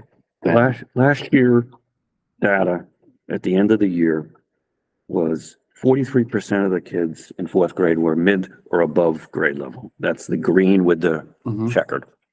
And then 22% was green, which is. That was grade what for? Yep. So you were asking about 5th grade, early on grade level. And then 29% was yellow. 4% was the 2 grades or below. And then 2% was 3 or more grades levels. And that was what? That was the end, The 4th grade, so the 5th graders that are. but you that's see up the there. end of last year. Yes. So what I don't understand is how do we have so many grade 6 students 3 years or more below? What it look like for 5th grade? Last year? Yeah, at the end. What you're asking.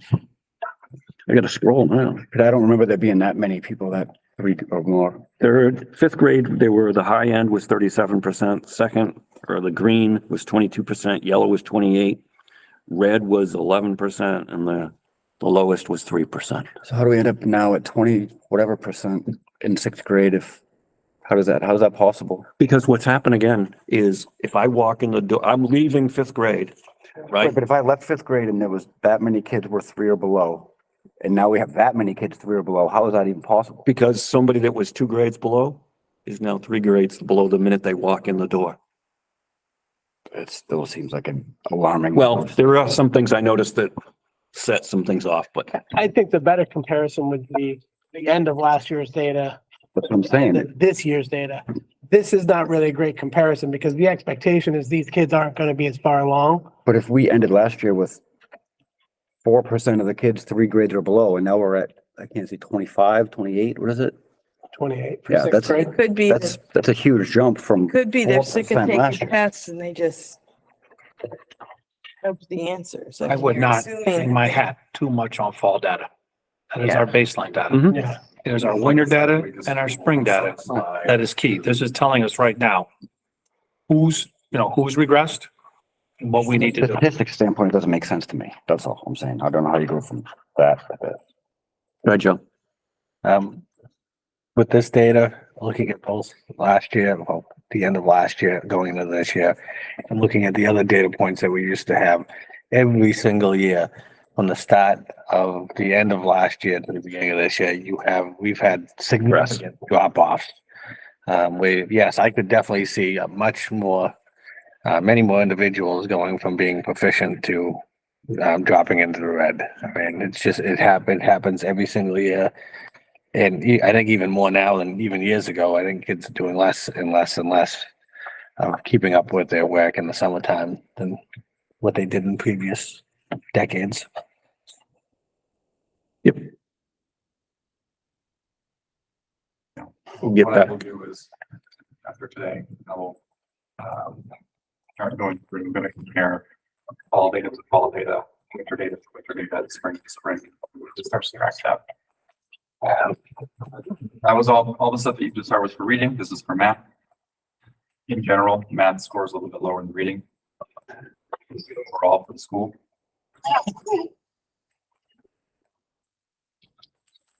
You can get down number of operations, algebra, and algebraic thinking, measurement data, and geometry.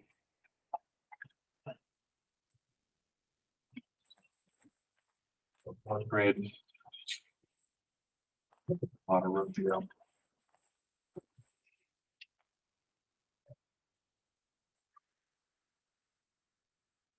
Fifth grade.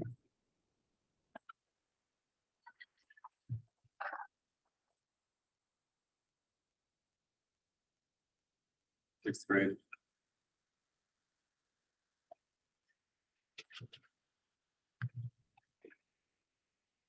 Seventh grade.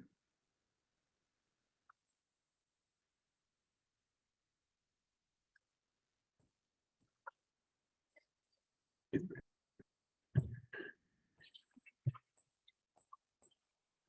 So this is the grade level comparison. Now. So again, we can see our fifth graders are assessing higher for their baseline data.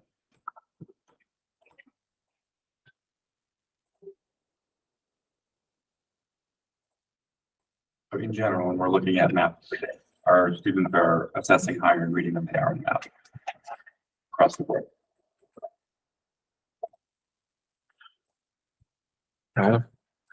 So we look at these used. Oh, you don't need to ask. Just give us the high sign and we'll, thank you. Any questions? Have a good night. Any questions, comments on the data Tom presented?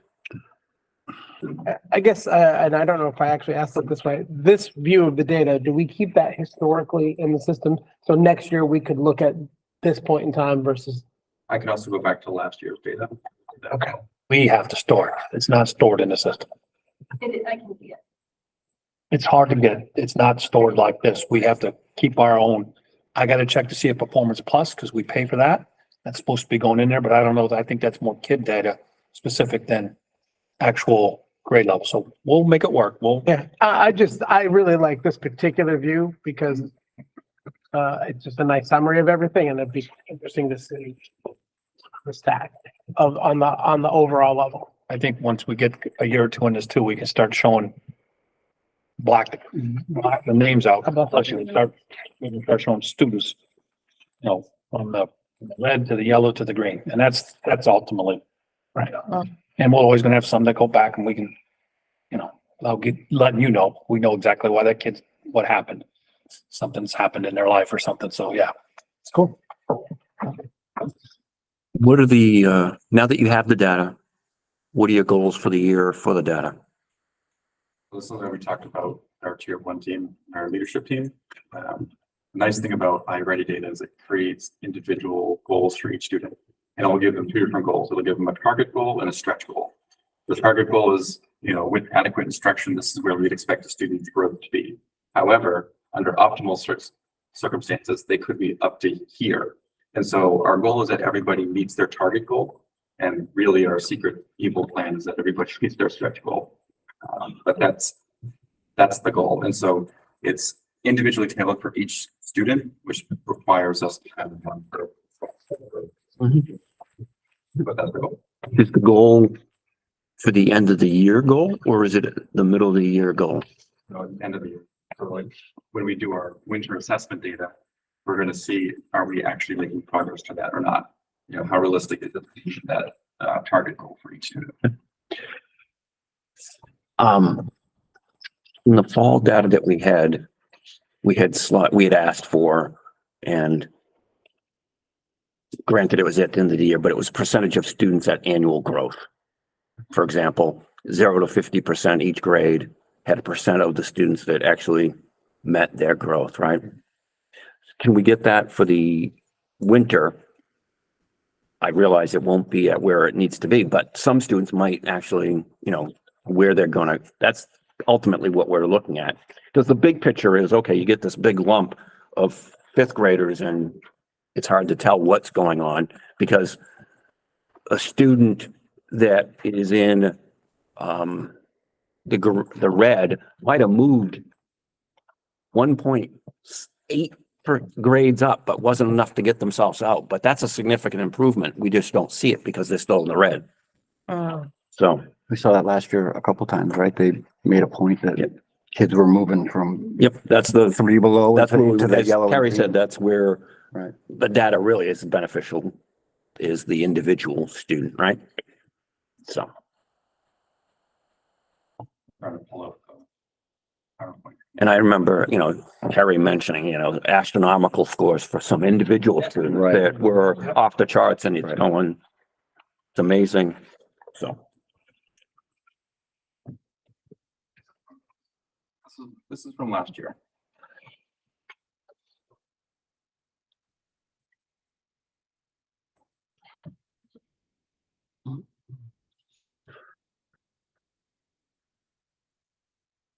So this is the annual growth and then percentage minutes. This is spring data. This is based at the end of all of last year's spring.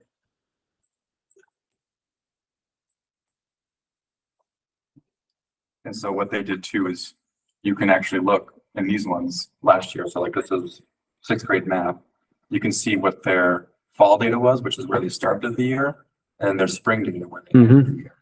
And they kind of highlighted how many students were at or above. yeah, there's another slide where, like I said, it's the percentage of student annual growth, and that's really, I think, where the meat and potatoes are. There's actually ways to say how many kids made their growth, how many kids made stretch growth, all that stuff. Yep. Yeah, we got to get to the winter and spring for that. Yep. Anything else for Tom? Yes, sir.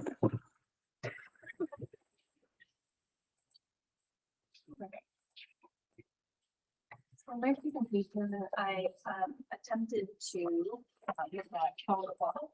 So the comparisons are in here, and I tried to create my own like before and as well.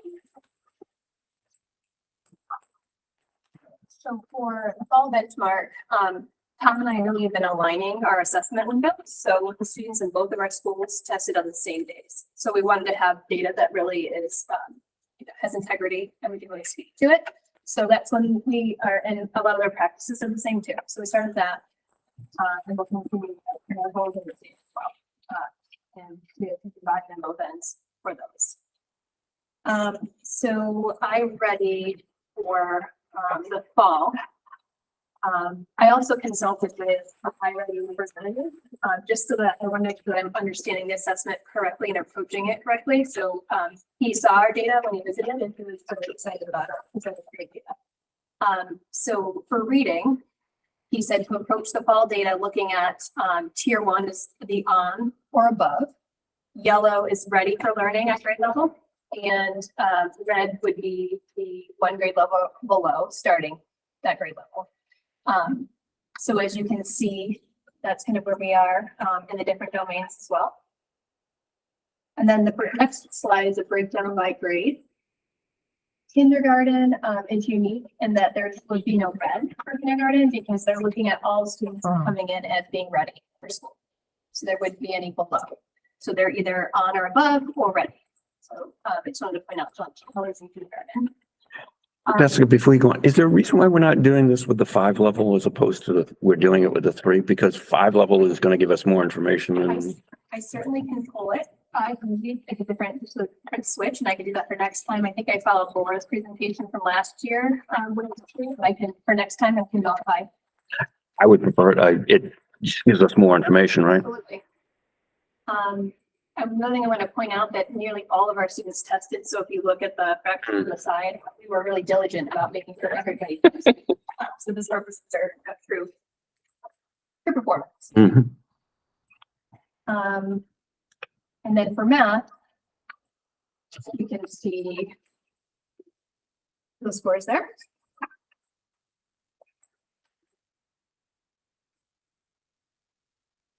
And by grade level, kindergarten again, no red.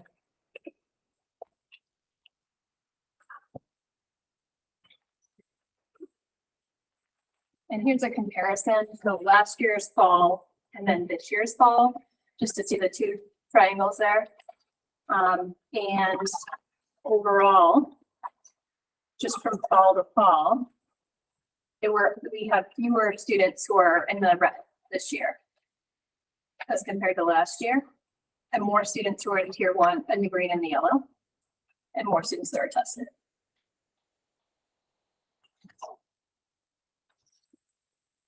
In math, you look at fall, also fewer students in red, more in tier 1 and tier 2, and we also tested more students. So overall, looks like there are some positive trends for fall data in both reading and math. Jessica, did you look at that for if you took out, because you're not looking at the same population from one year to the next, because you've got 3rd grade is now from last year gone, and you've got a new kindergarten, so you really have not the. Right, it's not really cohort data. I just wanted to see. Oh, I understand. Because I think that's important to, if we're judging ourselves from one year to the next, it's important to look at the same populations that we're talking about, right? Yes, yeah, absolutely. Right. So I But- tried to put it in a chart to make sense of it a little bit, just Okay. be, and maybe. Before you go on, go ahead, Tony. I mean, if you're looking at, I mean, I jumped ahead a little bit, but if you go by these comparisons to side by side, I mean, these numbers are encouraging. No, I'm not disputing that. I just think if we're gonna. Right, if you go from grade 2 last year to grade 3 this year, I mean, they're light years ahead of where grade 3 started last year.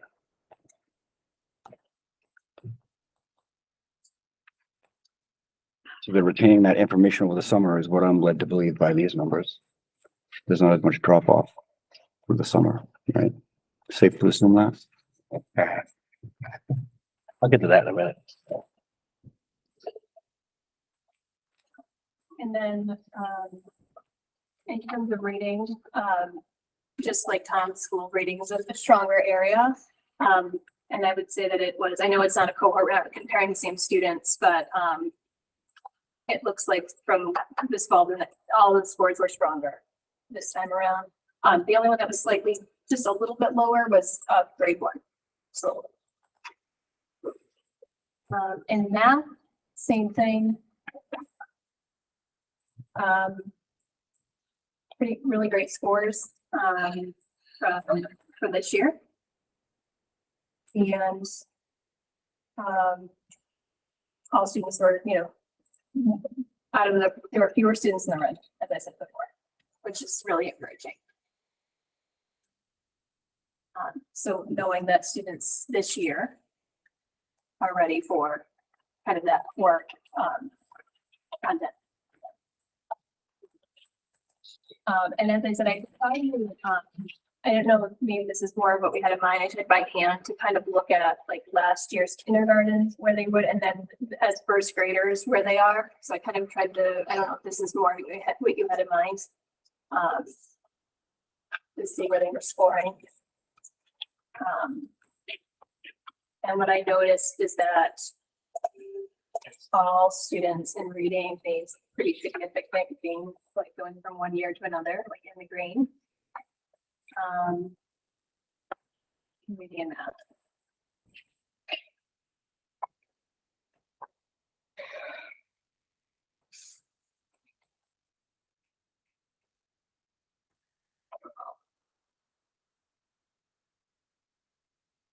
And like Tom, like I said, we're looking at from fall to winter, we're looking at in PLCs and data teams, looking at the screening results from the fall to the winter, using that to drive instruction, use it to drive what we're doing with students in WIN groups, and really making it useful data. And at the end of the year, looking at the goal of having all students make or exceed their growth, but then even the bonus of having students make that stretched growth, which is beyond its total growth. Questions, comments that we haven't already hit? Go ahead. I know you got one. I'll get to my end. Oh, you don't have any. Oh, At this, we off here, John. yeah, I know. Good. Again, I don't know what the secret sauce is for this one. But if you look at last year's spring data compared to this year's, we have that significant drop off when the kids come back to school. Is there any way we can minimize that drop off more than what we have in the past? And I don't know a good answer for it. I know we could try to give them, well, yeah, but kids aren't gonna go to summer school, just go to summer school. We had an academy in Barrington where we targeted kids who we thought were going to slide, who were not identified, who were just kids. And we paid teachers. We had a summer academy, 3 days a week through the summer, just practice reading skills. So they didn't have that slide. And we paid for it. And they did it for grades 1 and 2. And we noticed not, the data showed that we didn't have that slide. COVID hit, they stopped funding, budget. It costs money, but that's the only way you're gonna, you can we ask parents to read books and, let's be real. We currently don't offer anything like that at the elementary school, do we? No, we Like have a summer extended school. school year or something like that, or enrichment? We do, but it's through IDEA. It's typically identified students or students have failed, but that's rare. So no, we don't. So, and maybe I'm not following this, so I'm gonna ask this slowly and carefully. When we look at spring data for last year, they're being assessed at, say, third graders, are being assessed at a third grade level after having completed third grade. Correct. When we assess them in the fall, they're being assessed as fourth graders before they've started fourth grade. Correct. So wouldn't the slide be not only expected, but I guess it shouldn't be a surprise. It should be expected, because now we're assessing them against stuff they haven't learned versus stuff they went through a full year of learning. I would be surprised if we didn't see a slide or an increase in the amount of kids that were behind, because we're now assessing them against higher level data they haven't been taught yet. Our goal with that yellow lines, the green lines are good.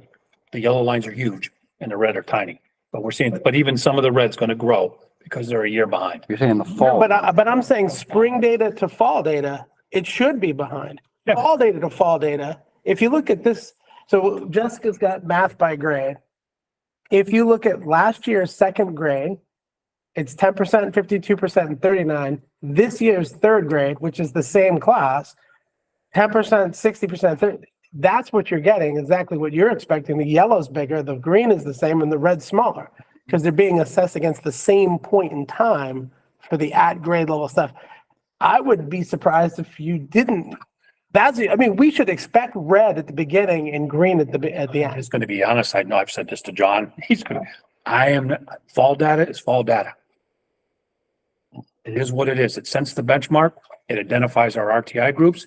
it identifies our area of needs, areas of weakness, and then we go. I mean, just being honest with you, I look at it and then they have their marching orders.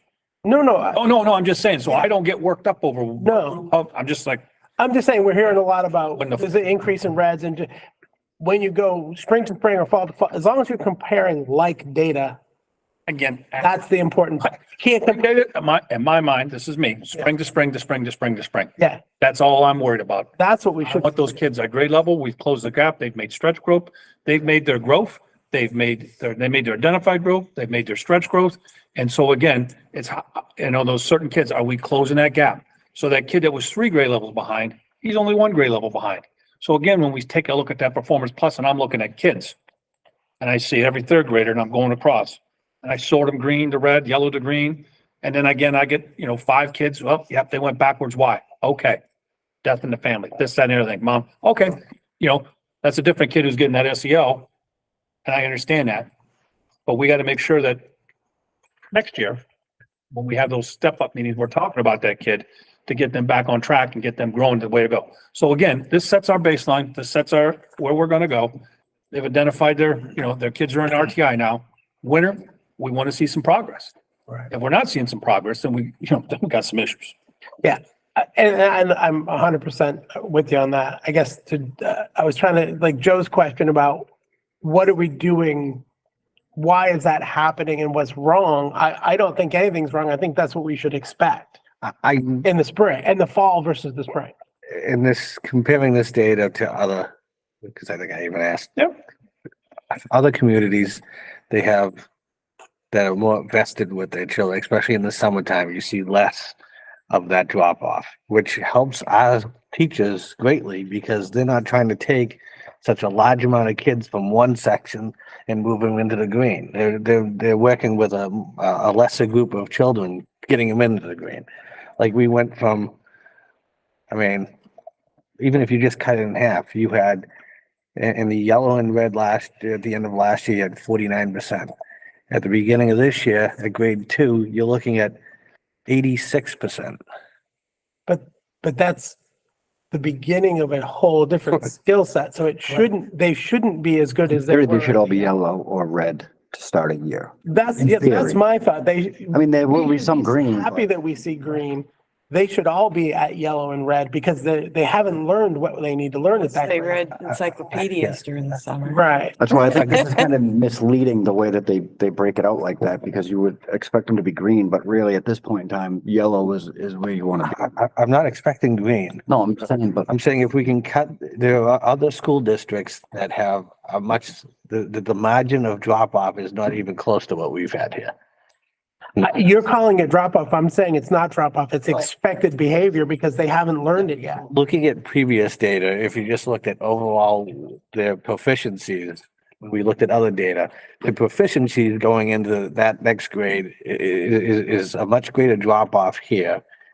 And in other communities. give me an example so I can look this up myself for what communities you're Let's talking take about. Bedford. When I looked at Bedford. The best. Well, I mean, And they got a summer academy. they got a summer academy, Yeah. but I mean, I'm just asking, how can we fix that? I mean, that's, Compare us to someone that's more like us. But so Joe, this is what I'm saying. If you look at last year's grade 2 data, that's when they came in at the fall. It's 10%, 52 and 39. This year's grade 3, those same kids coming into the new grade didn't drop. They're the same percentages that they were last year. They're 10%, 60 and 30. Those kids didn't experience a drop off when you compare them to the right grade level.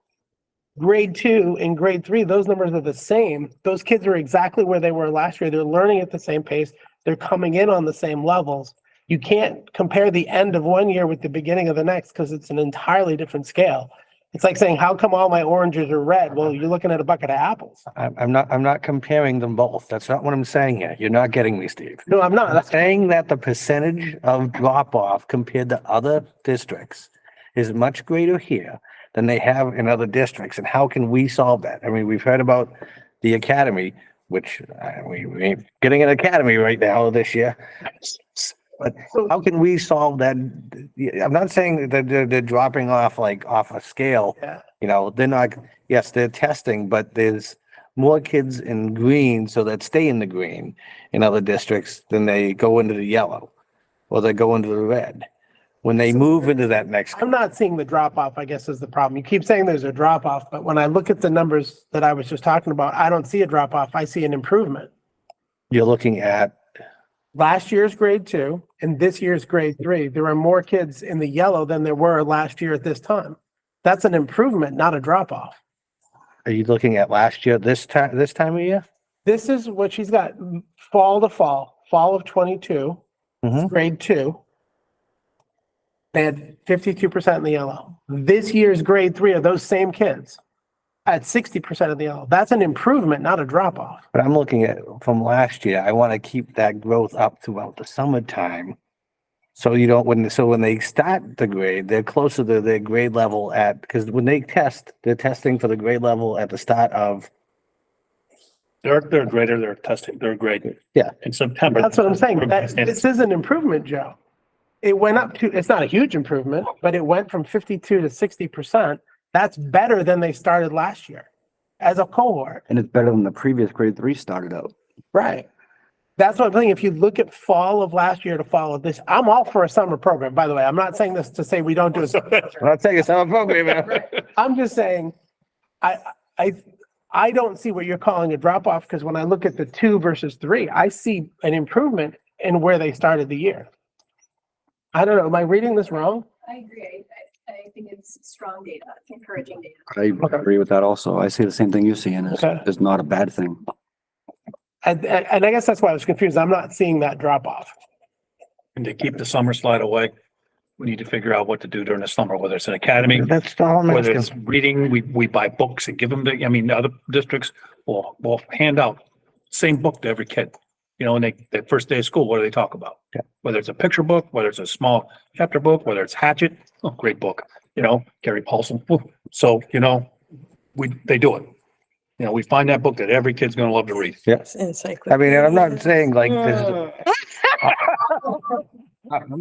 Encyclopedias. I do too, but not everybody does. I'm just looking at it, if we can start our kids, even if it's 10% of our kids, a little bit further up the scale, that saves 10% of those students having to take remedial classes while they're in school, getting pulled out of classes for special reading classes. And they'll even be more on target during the school year, and that would Get increase the their library to get some phonics books. I'm gonna say this too. This is only year 2 of iReady. Oh, yeah. This is year 1 of actually implementing or year 2 of actually implementing the curriculum with Fidelity and all that. So let's take a look too, and it's been a long time since we've had Only changed every 4 years. Come on. so let's take a look at that too.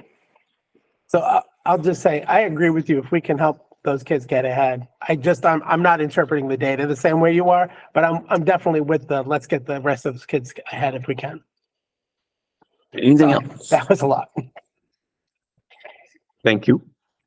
Sorry for I do have one prolonged. question. Back it up. So when you're making this data, is it the same level of knowledge, information? Like, how do they, we know that, say, when I was a kid, it's not the same type of academic. Do they change anything in the actual testing, information, third grade is third grade? You know what I'm saying? Is there any difference in a third grader from today to 5 years ago? Their standards aligns with all the questions, so at Common Core has been the same for the past 5 years, so I would say the rigor of the question should be about the same. We might update the questions, but it should be relating to the same standards, the same competencies. It's probably. Same level, basically. So reading level is not going, with the COVID stuff, I'm thinking, why would it go down? Kids are on phones, even at very young ages, iPads. I have a grandson who's 5. He does do the iPad a lot, but he also is really advanced in his reading. So it doesn't mean they coincide, but I'm just saying that it is a little bit of a distraction. So kids are different. I think you do a great job with reading, especially here. Well, I know Yeah. my daughter used her iPad and it helped her to learn how to read Yeah, soon because she was, right. you know, If texting her with the right mom or texting direction, it people, can so help. she learned how to Right. read quick. Yeah. I was just curious as to, how that measures up with. Like if there's a new math that we don't know about, like change the way that we do things. Yeah, because the questions you ask could What's nice skew the about data. it is that our curriculum and our assessment is the same, like, and it all is connected, which is a really luxury. And this is like a statewide type thing, or is it? No. Very popular screener and diagnostic and top rated, so I'm very grateful we have it. Mhm. But from district to district, you could be using iReady or STAR assessment, different choices. Everybody's national. This is a main state. So all the third grade assessments are the same across? Like, is that your question? Is it a standard, like a third grade? I don't think it's the same, but as far as level, like, Reading standards haven't changed, that they haven't changed, that it's still, Common Core. So the expectations are the same 5 years ago as they are today. So that helps. Yeah. All right. It is almost 9:30. Thank you for coming and all that information. We have too much to get done in the next so many minutes because we have non-public that we have to have some discussions about. We need to get nominations. And there is one of the things is also the signature needs to get done tonight. So it can be going in, it has to go in tomorrow. So having said that, if we can, is it the board amicable to going to nominations, which is next anyways, and then also the signature, and then we'll go into non-public, because again, time is what it is. Can we do the Into one that policy? effect? Yeah. EG minutes. We moved that one forward so I could start getting that technically actually allowed to get it done. And I need manifest. Manifest too. All right. All right.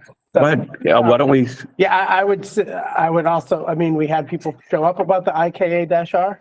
did we, did you, Ms. Wallace, did you come for a specific policy? Okay, which one? This is what we're doing. Okay, then we'll cover that too. I didn't realize what. That's okay. Yeah. All right, so nominations, resignations, we'll get this. All right, one nomination, Matthew Clifton, Technology Director, SAU. Motion to, okay, go ahead, Joe. I'll make a motion to accept the nomination of Matthew Clifton. Second. All those in favor? Aye. Aye. Motion passes unanimously.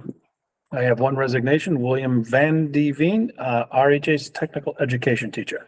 We get a motion to accept his resignation pending liquidated damages per the CBA. I'll move to accept William Van Der Veen's resignation pending liquidated damages effective 12/1/23. Get a second, please. Second by Steve. All those in favor? Aye, motion passes unanimously. All right, next up, first reading, BEDG minutes. Again, we talked about this at the last meeting that with the new law change that Harry's has been busy looking at minutes. Any questions, comments about BEDG? They all handwritten? Uh, Typewriter, I forgot typewriter. mimeograph. Anything? All The right, only thing this changes is that it doesn't have to be you. Oh, it has to be me. It has to be you. in this case, we Well- were given options and That was the most feasible one. Yeah. Or have you down there in the basement doing it? Oh, Terry. all right. The last new policy we'll do tonight is IKA-R grading system. Questions, comments about that? I think the comment tonight was about however seeking input will not limit the ability to adopt a policy.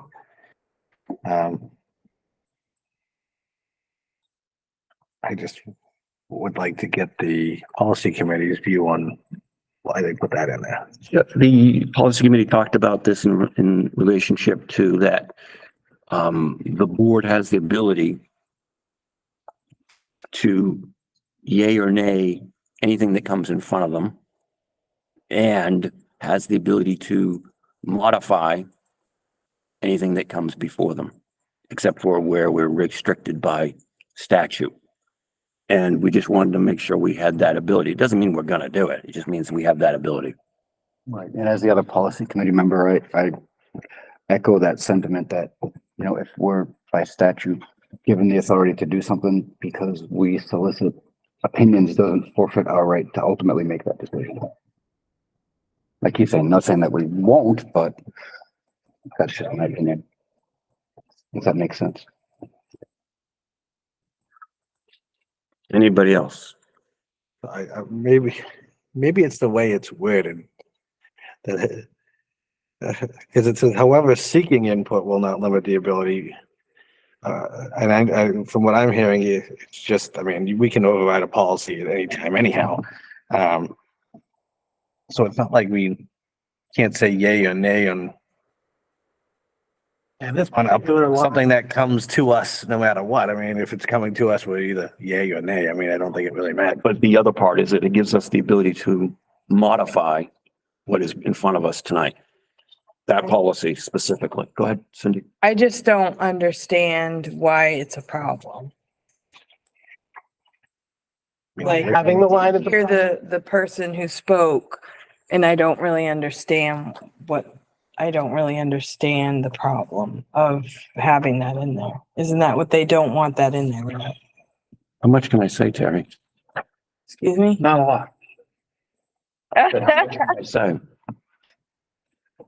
I'm limited into what I can say. I mean, I want to respect the people who came, but I don't really understand it, so I don't know how I can. Well, without that language, does it stop us from making any adjustments? I mean, No. we can, I guess the point is we can kind of make the adjustment. If we had the policy without the change, we could still do everything you said we could do, because that's the purview of the board to be able to make those adjustments. I don't know how much I can't say anything. I know I can't, so. We'll have to figure out how we can have a conversation about this Okay. Yeah. Yeah. Can we between now and the next reading. the lawyer and maybe the committee and find out more details? Yep. Okay. Do you want us to clarify anything that we said tonight? I was all set. I knew where you're standing, Yeah. but. Anything else on this one? No. All right. Now I gotta scroll down. Next up, this one is authorization for school board chair signature. I don't know, hopefully, if you didn't get a chance, this is in regards to the energy efficient investments. We need to have this signed by me, the chair, so that this can be submitted by tomorrow. Noon tomorrow, apparently. And I was asked if we wanted to do it, if I wanted to come in and sign it, or I said, I'd like board approval to go do that before I sign it, because that's the policy by the board. So if we get a motion to approve the signature, What the signature for? this is to apply for the grant for the wood chip boilers. Oh, And we're basically, the signature is saying, yes, we want to do this. These are the reasons briefly outlined as to why we want to do what we're asking to do. Is that fair to say? Did I miss anything? I don't know if Cindy's having the same problem with me. I don't see it on the agenda. So I didn't. yeah, I didn't. It's on, Later on, that's why it's. yeah, it came in ours. So I just, okay. You look like you had something. I was confused because I didn't know what. Because I thought there was a. Oh, yeah, it's on the electronic version. I'll make a motion to accept, to have the board chair sign the EEI grant support letter. A second. Second. Discussion, any further discussion? You understand, Cindy? He's reading it. Yep. Good. I read it. You understand? You all set? Mhm. Okay. All right. I didn't want to go through it all. All right. All those in favor? Aye. Thank you, everybody. We get a motion to go into non-public. Financial report. Oh, wait a minute. I'm sorry. Manifest. Yes, thank you. Thank you. Thanks, Joe. accounts payable tonight, $1,035,407.99. Payroll, $26,821.96 for a grand total of $1,560,009. Yes, it is fine. Thank you. I'll email it to you. Thank you. You all set tonight? All right, motion to enter non-public, please. I'll make a motion, enter non-public session under RSA 91-A:3, removal of 2C. So second?